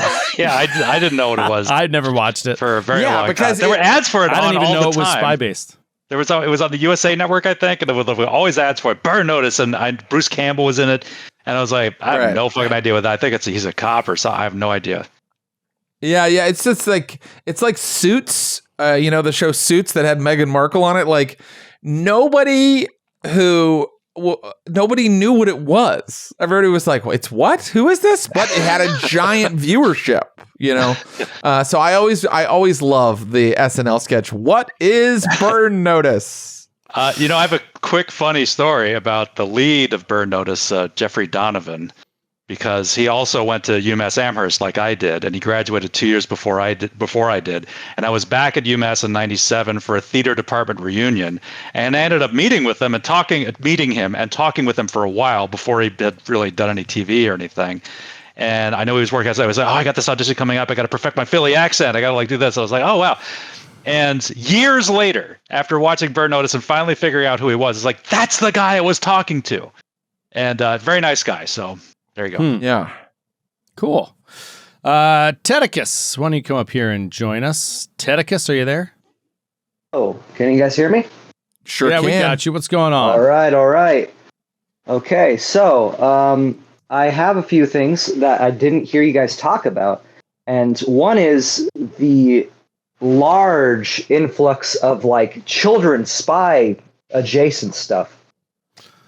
Like you got Spy Kids? Spy Kids, Kids Next Door, Kim Possible. Yeah, Kim. That we've also got. What was it? It's on the tip of my tongue. I can't remember what it was, but there's a lot of Agent Cody Joe, Banks. how come you didn't mention Codename Kids Next Door? Well, I didn't mention that. It's really weird that you didn't mention a kid's cartoon. I underrepresented God, the children's you were content. here to bring it up. Thanks for filling in a glaring omission. You guys were talking about what is necessary for spy movies. Plausible deniability. It has to be kept secret. Nobody can know about it. Yeah. I love narrative elements of the true lies thing, right? Like you can't tell your spouse what you do for a living, right? You lie about your whole career, your whole job, everything, Yeah. And even if you're not lying, which is what some of like the slightly more realistic media shows will do, they're still pretty clear that you can't say where you are or what you're doing. So you can say like, I work for the State Department, I work for the Central Intelligence Agency, and even your spouse is like not allowed to know like you're currently in Damascus, right? Yeah. Like they're not even supposed to know where in the world you are. What a strange way my to wife, live, especially my for wife the thinks I'm a guidance counselor at a school right now. I get up and I put on a tie every morning. That's the perfect funny job. How'd you come up with that so fast? I'm just guidance counselor. You'd be a great guidance counselor. Oh, sure. But it's like the movie. What's the Tom Clancy movie with the first one with Ben Affleck? With the Baltimore. Clear and Present Danger? Yeah, Clear and Present Danger. That's the joke in it. It's like because he's just starting and he's on the phone with his soon-to-be wife. And he's just like, I can't tell you where I am. And like Morgan Freeman says, just tell her. Just tell her where you are. You're on a plane with the president going to Russia. And he's like, okay, I work at the CIA. I'm on a plane going to Russia. And she's like, fuck you. It's like, how dare you lie to me? And like hangs up. Like Morgan Freeman starts laughing. It's a very funny scene. The sum of all fears. The sum of all fears. Clear and Present Danger was Harrison Ford. Yeah. What did I want to say? Oh, by the way, we got an entry in from Zarin. So let me get this in before we get Tedicus's gadget. Yeah. I just got it via text. Basically, Zarin's answer was the listening bug. The microphone. A real thing that really exists and has been real used. gadget that is huge. And the premise behind the show, The Wire, which is the greatest, one of the greatest of all time. Tedicus, give us a great gadget. The Aston Martin. Oh, fuck the James Bond films. I was like, oh, someone's gonna snag this. I'm so glad no one said it. Yeah, nice. Great answer. The Aston Martin is so fucking good. From the Bond films. All right, well, let me take a couple minutes here. Oh, wait, Jared, are there any other games you wanted to mention before we moved on? Anything you came across that interested you? This Cold Shadows sounds interesting. Cold Shadows. Let's get a game together. I love it. But maybe you should run it, Joe. I don't know. But anyway, Cold Shadows looks really cool. And I would just also throw out there that GURPS had multiple books on how to do espionage, but they had a book on everything. But of course, the GURPS approach was super chunky, like you had to have a skill for each type of gun you might use. So there's always GURPS. If you want realism, there's always GURPS. I have a couple other 2 more spy video games. Oh, yeah. We didn't even talk about video games. Yeah, please. not really. Well, actually, someone mentioned, what is it that the video game was like the Austin Powers kind of in like Flynn video game that came out in like the early 2000s, Never Live Forever or something? Someone was just mentioning that in the Discord chat. Never Live Forever? What is it called? No One Lives Forever. No One Lives Forever. Yeah. Thanks, McD. Yes, that was very cool. And then another one that you were asking about a few weeks ago, Joe, Phantom Doctrine, which is it's like I got that on Steam. I wanted to check that out. I'm going to stream that at some point. It is a really good game. I haven't played it that much. It's like it's 80s Cold War spy stuff meets XCOM, and it's like cool. It's like tactical. Yeah, like you have to break into a place to like get the files or whatever. Yeah. And it's like it's literally like a grid, and it's turn-based. And so you're moving up the doors, waiting behind, waiting for a guard to walk past. Yeah. Then you move action through. Very cool. I love XCOM so much, and I couldn't suck at it more. I just fucking blow at XCOM. That's so funny. And it's great too because it has like a base building sort of aspect to it too, where you have your safe house and you have things like this old like warehouse, and you're doing stuff like printing counterfeit money to like fund your organization because you don't have like official government funding. Like it's very, very fun. So I will stream that at some point. Another one I might stream in a game that I love is the Evil Genius franchise, which is a sort of a James Bond, Austin Powers flavored base building. You are the evil villain from a James Bond movie, and you're building out your base in like a volcano or an iceberg or whatever, and you're sending your henchmen out into the world to do heists and bring gold back, and you have to like build traps to trap or injure like other spies like from government organizations. Very, very fun. So cool. Nice. And then whatchamacallit, Suburbanite in chat mentioned Minutes to Midnight. Do you know this one, Jared? It's a Forged in the Dark spy game. No, but there are a lot of those, and it's I'm an a big fan of the role-playing system. game set in a modern Cold War, and it's a Forged in the Dark game. Anyway, thanks for the heads up on that. Interesting. It looks like it has great artwork. Very cool vibe.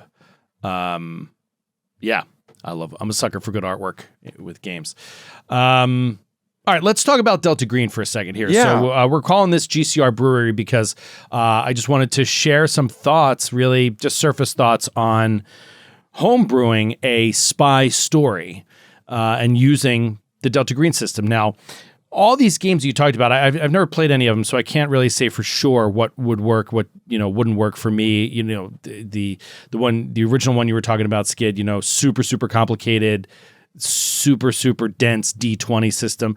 Then Jared, you went all the way to the slightly more rules light D6 system with Cold Shadows or something? Yeah, Cold Shadows. I feel like Delta Green has spectacular potential for telling spy stories. I've read some thoughts of people on this, and some people disagree. They feel like the game, the mystery aspect of the game doesn't work very well for spy stories because, and this is something I'm running up against in the building of Twilight Spectre, which is, and we've talked about this, and we'll actually talk about it on a future show that you'll hear, a future episode, but one of the key elements that makes a spy story great, already talked about Day of the Jackal, had this in spades, which is seeing both sides. When you can really kind of see both sides or what's going on in multiple camps, that's what makes a spy novel shine.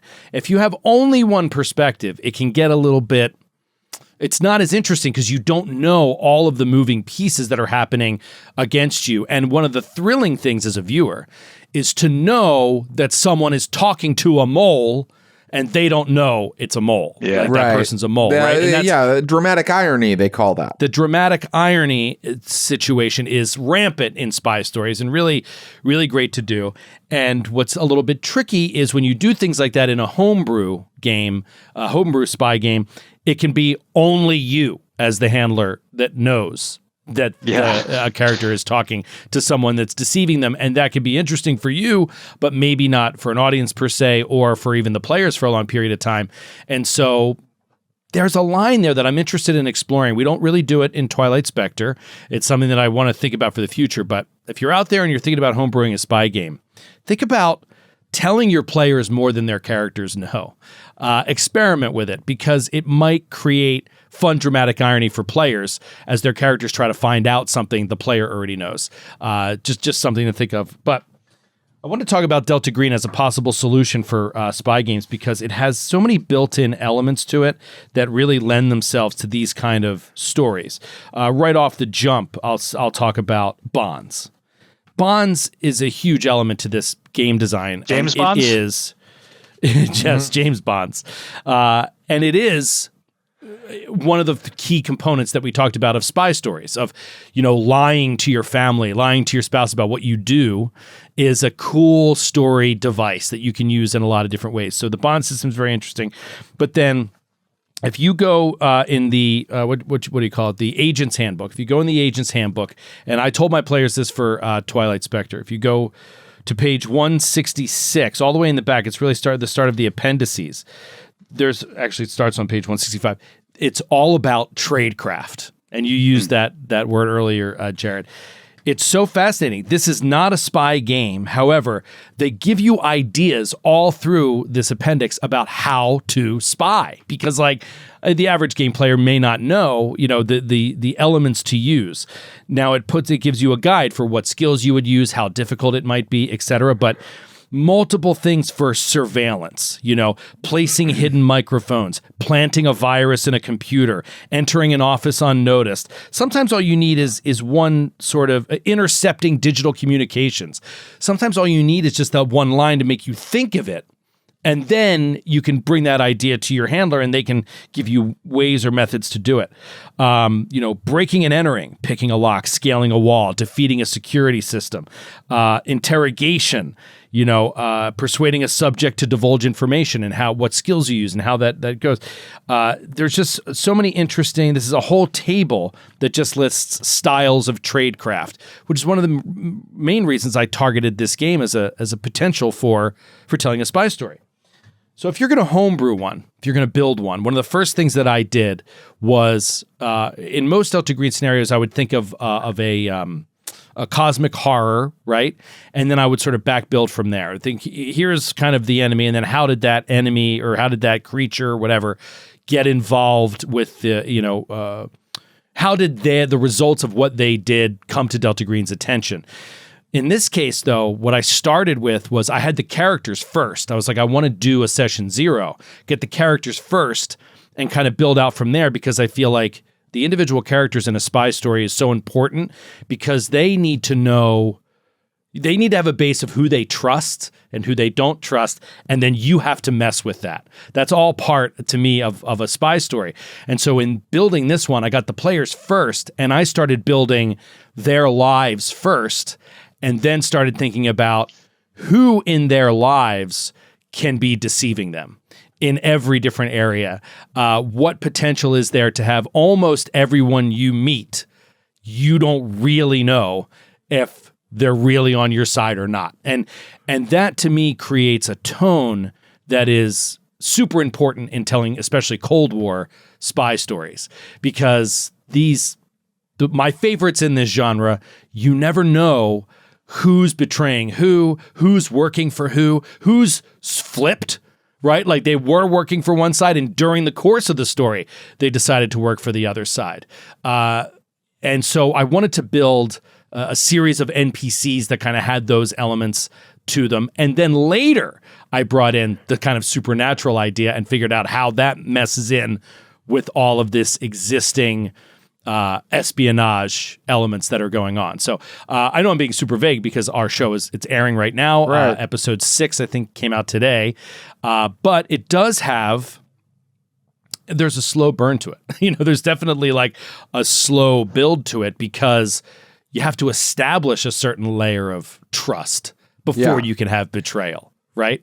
I also like the slow burn in our game. It just puts it in ultra realistic mode. It's like it's a little bit about bureaucracy at first and things like that, instead of gunfights on the city streets or tentacled things grabbing us, right away. Right. Things are scarier when you foreshadow them for a longer time, and you don't just come out with them right away. Yeah, I went back and forth a lot on how to start it, and there's the Tinker Tailor Soldier Spy method, right? Which is where like you begin slowly building the conspiracy and the problem and the investigation and all of that stuff. But then there's the Born Identity method. I think is one of the best ones. It's just it grabs you right away because the whole concept is like, the guy doesn't know who he is at all, and yet he's highly skilled in hand-to-hand combat. He doesn't know how he's even doing it. He doesn't know why he was on a boat, picked up on a fishing boat in the middle of the water with all this like high-tech military gear on him. That is a very interesting open because you're kind of immediate res, right? Like you're right. Already in it, and then you get to backfill the story. But a lot of spy stories don't start that way. They take a while to get to go, where they need to go. And I think that's another like possible obstacle that you would face home brewing a spy story, utilizing Delta Green as a system. So you got to think about what your players want. How patient are they willing to be with a slow burn? Right. I mean, I think Delta Green generally gives you a slow burn. I think, in scenarios I've read for Delta Green, really great scenarios, they give you a slow burn. And that's because Delta Green does operate more in that kind of realism side of role-playing games, Yeah. It gives you more of a, the agencies are really realistic, the settings and locations are really realistic.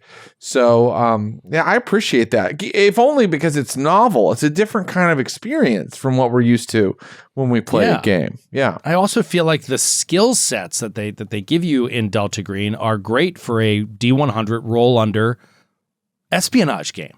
I think a lot of these things can be useful.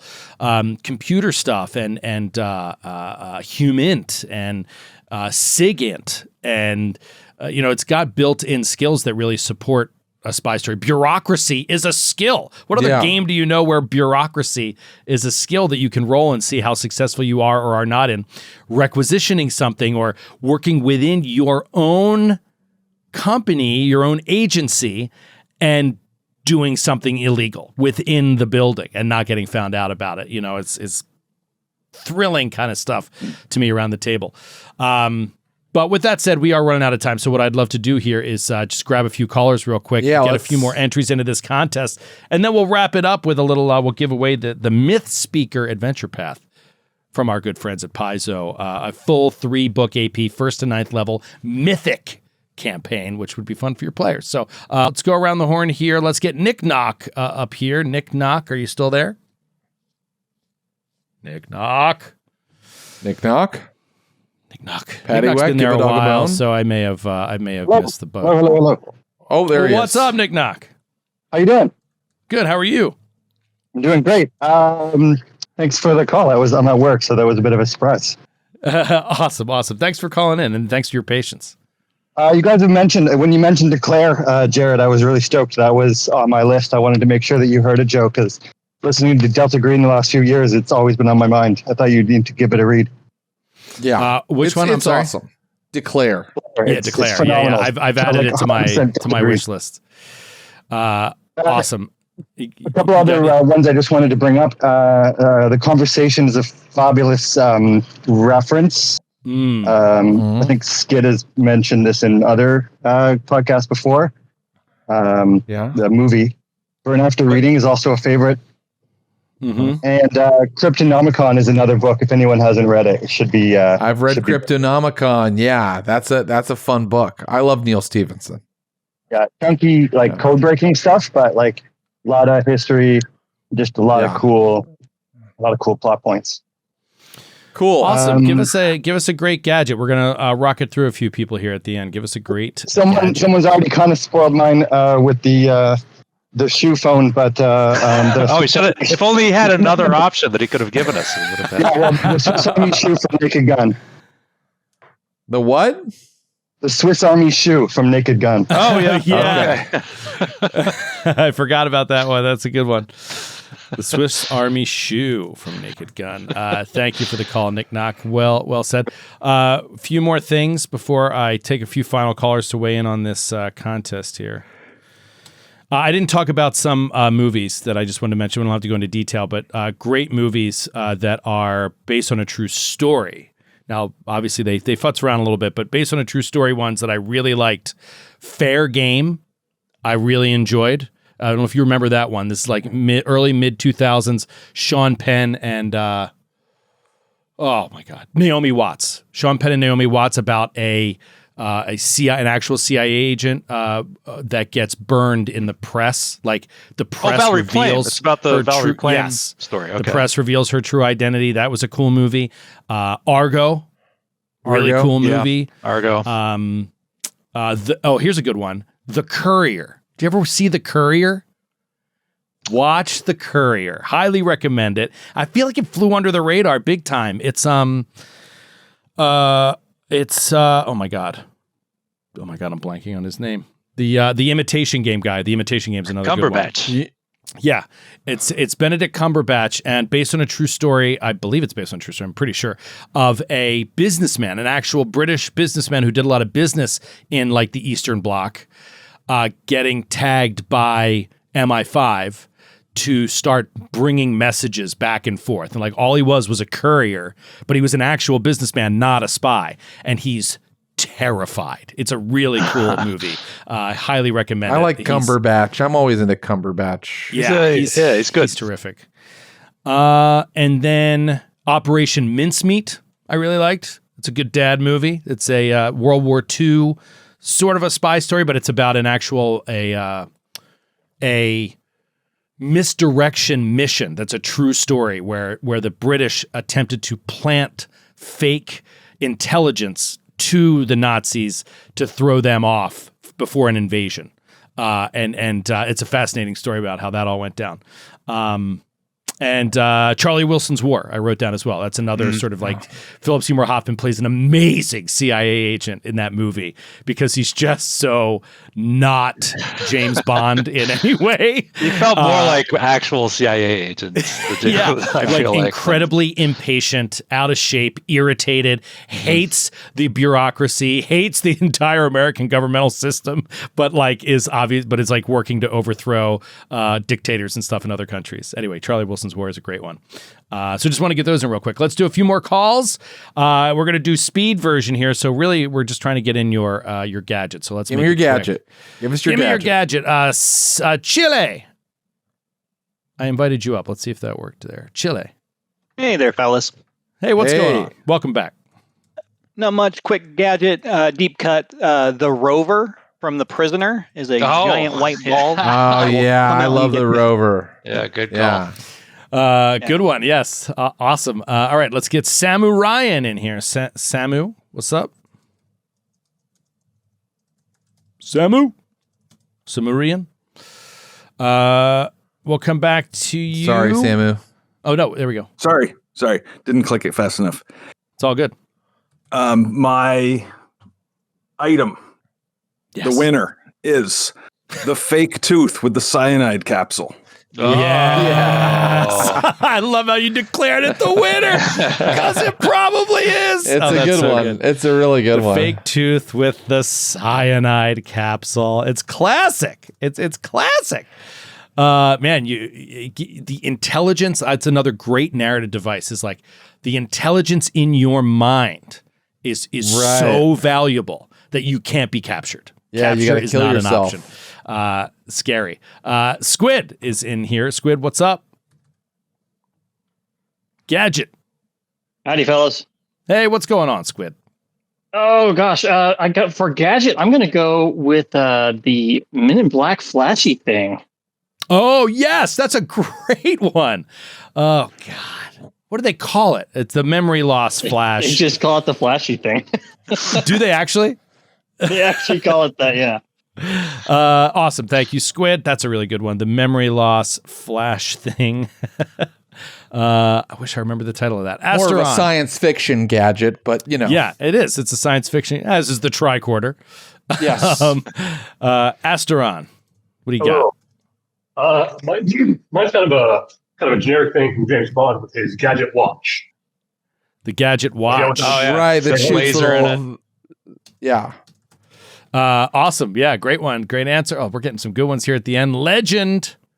Come on up. Legend. You can hear final me? entry. Yeah, we got you. All right. So my gadget is a real world gadget. It's got and the Nazi Germany used this to essentially invent code breaking, and that is the Enigma machine. Yes. The Enigma machine has the best name ever. Yep. The Enigma machine. It's very cool. Indeed. Real world, no fancy spy fiction. This thing was real and it was used and it stood the test of time. It's the ultimate spy machine. Yeah, it is it's very cool, very good answer. That's the basis behind the Imitation Game, right? Is cracking the Enigma machine. Also Benedict Cumberbatch. That's a good one. Yes. Yeah. Reverend Bays. Why don't you join us real quick? Get your answer in. Join the contest, Reverend. Oh, your mic is muted. If you can unmute. And there we go. There we go. All right. Spy pigeon really used by the CIA against the Soviet Union in the 1970s. They put cameras on pigeons, sent them into Russia. Who's spying? Wow, I think that's I have real. heard of that. I've heard of that. I have heard of that. Oh, if you guys that's a go really to funny one. In DC, there's the Spy Museum. So great place. Sorry, Reverend. I think that your noise reduction thing is set so high that anytime you're not talking full volume, it's just cutting you off. Did you say so? There's a spy museum in DC. That is correct. Spy Museum. Do you know what it's called? The Spy Museum. Oh, easy enough. All right. Thank you, Reverend Bays. Awesome. And let's do one more here. Oh, no, we're good. We're good. It looks like Elf Barf pulled their hands down. What happened, Elf Barf? You were going to do cameras on pigeons and it got taken? there's the It got taken. Elf Barf, you're the last one. Mine for a second, and I thought maybe it's stupid because I don't know if it's a classic or if it's just from a game I played when I was a child, which is the Don't worry, I'll tell you if it's stupid. From Yeah, he'll let you know. Fox. What is it? Point-and-click adventure game. He has cufflinks that have suction cups on them. You can use them to climb against like steel walls or really climb up a building. Okay. Suction cups is definitely because it's also in Ghost Protocol. He has suction cups. Like yes, suction cups is a spy thing for sure. Yeah, you always know when you're going to be climbing up a building, something is going to go horribly wrong. Yeah, so I think it's a pretty good one. That's a great one. Okay, let's look at these final answers. We got Skid here today. Oh, Skid, you never gave us one. Do you want to give us a gadget? Is there one you can think of that was not said? I'm gonna do the Lotus Esprit submarine, the convertible submarine from James Bond. I think it was from On Her Majesty's Secret Service as it first appeared, but it's the Lotus Esprit sports car that turns into a submarine from James Bond. How do you spell Esprit? ESPRIT. SPRIT submarine. A lot of James Bond entries. King of gadgets. Yeah. Okay. Let's throw the list up here. Shaboom. Throw that list up there. Skid, you can see it in Discord chat. I threw the list up there of what people's answers were today. It's going to be tough. There's a lot of good ones. There's 3 of us. So I'll tell you what. Why don't you pick, each of us will pick our top 2, and we'll see if any of those are in common. So picking our top 2. I got my top 2, I think. Yeah, I got my top 2. You got your top 2? I think so. I'm struggling. I got a lot of ties. Man,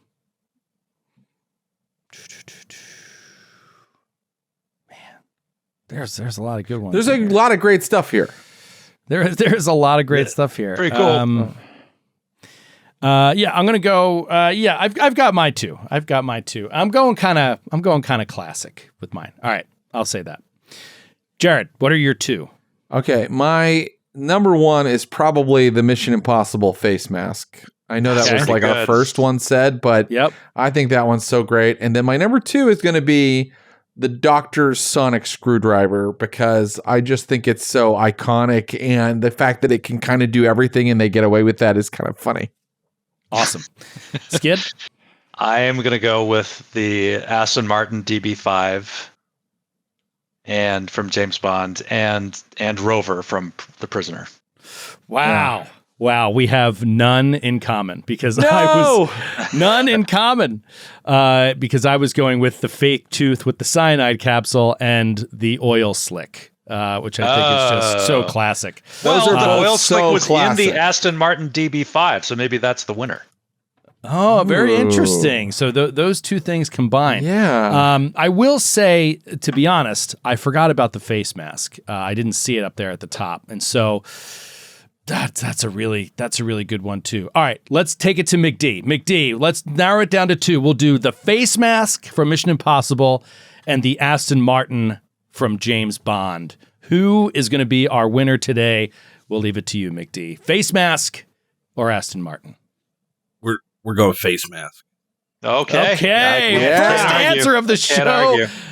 First answer of the show wins it. Let me just double down on it. It's so good because of what it does to the viewer. You're watching the movie and you're watching a different act. Yeah, you forget it every time. Every time.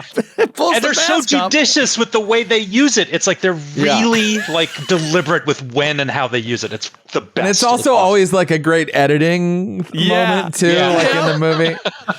Yeah. It's always a great editing moment, but they do a good job of editing it so it doesn't look silly, but it's also like they're not trying to show you too much. They kind of cut real fast. Right. But yeah, I mean, I've had scenes where I am such a goober, like watching Mission Impossible, where I'm like, what? I know. It's like, the Wolf Blitzer one, I think, was the peak. I think that's the best one. I agree. I think that was big. So congrats, Marco. Well done. We'll reach out to you. We'll get your info. Man, awesome stuff. Well, guys, we've only got 2 left. We got another one in the books, but we're coming to an end here. So soak it up as much as you can. Get as much Glass Can Radio in your life as you can right now, as long as we're still going. Join us, hang out, call in. 2 weeks left. Remember, we're going to do a big finale on the 24th. Longer episode with lots of guests. Lots of guests. Save the date. Robert Downey Jr. is going to be here. Lupita Nyong'o going to be joining us. Lupita Nyong'o will be in the chat. Skid, thanks for hanging out with us today. It's a pleasure to hang with everybody. Stick around for some more Star Sector, by the way. Yes, Skid's streaming right after this. Stick around. We'll see you soon, guys. Bye, everybody. Bye.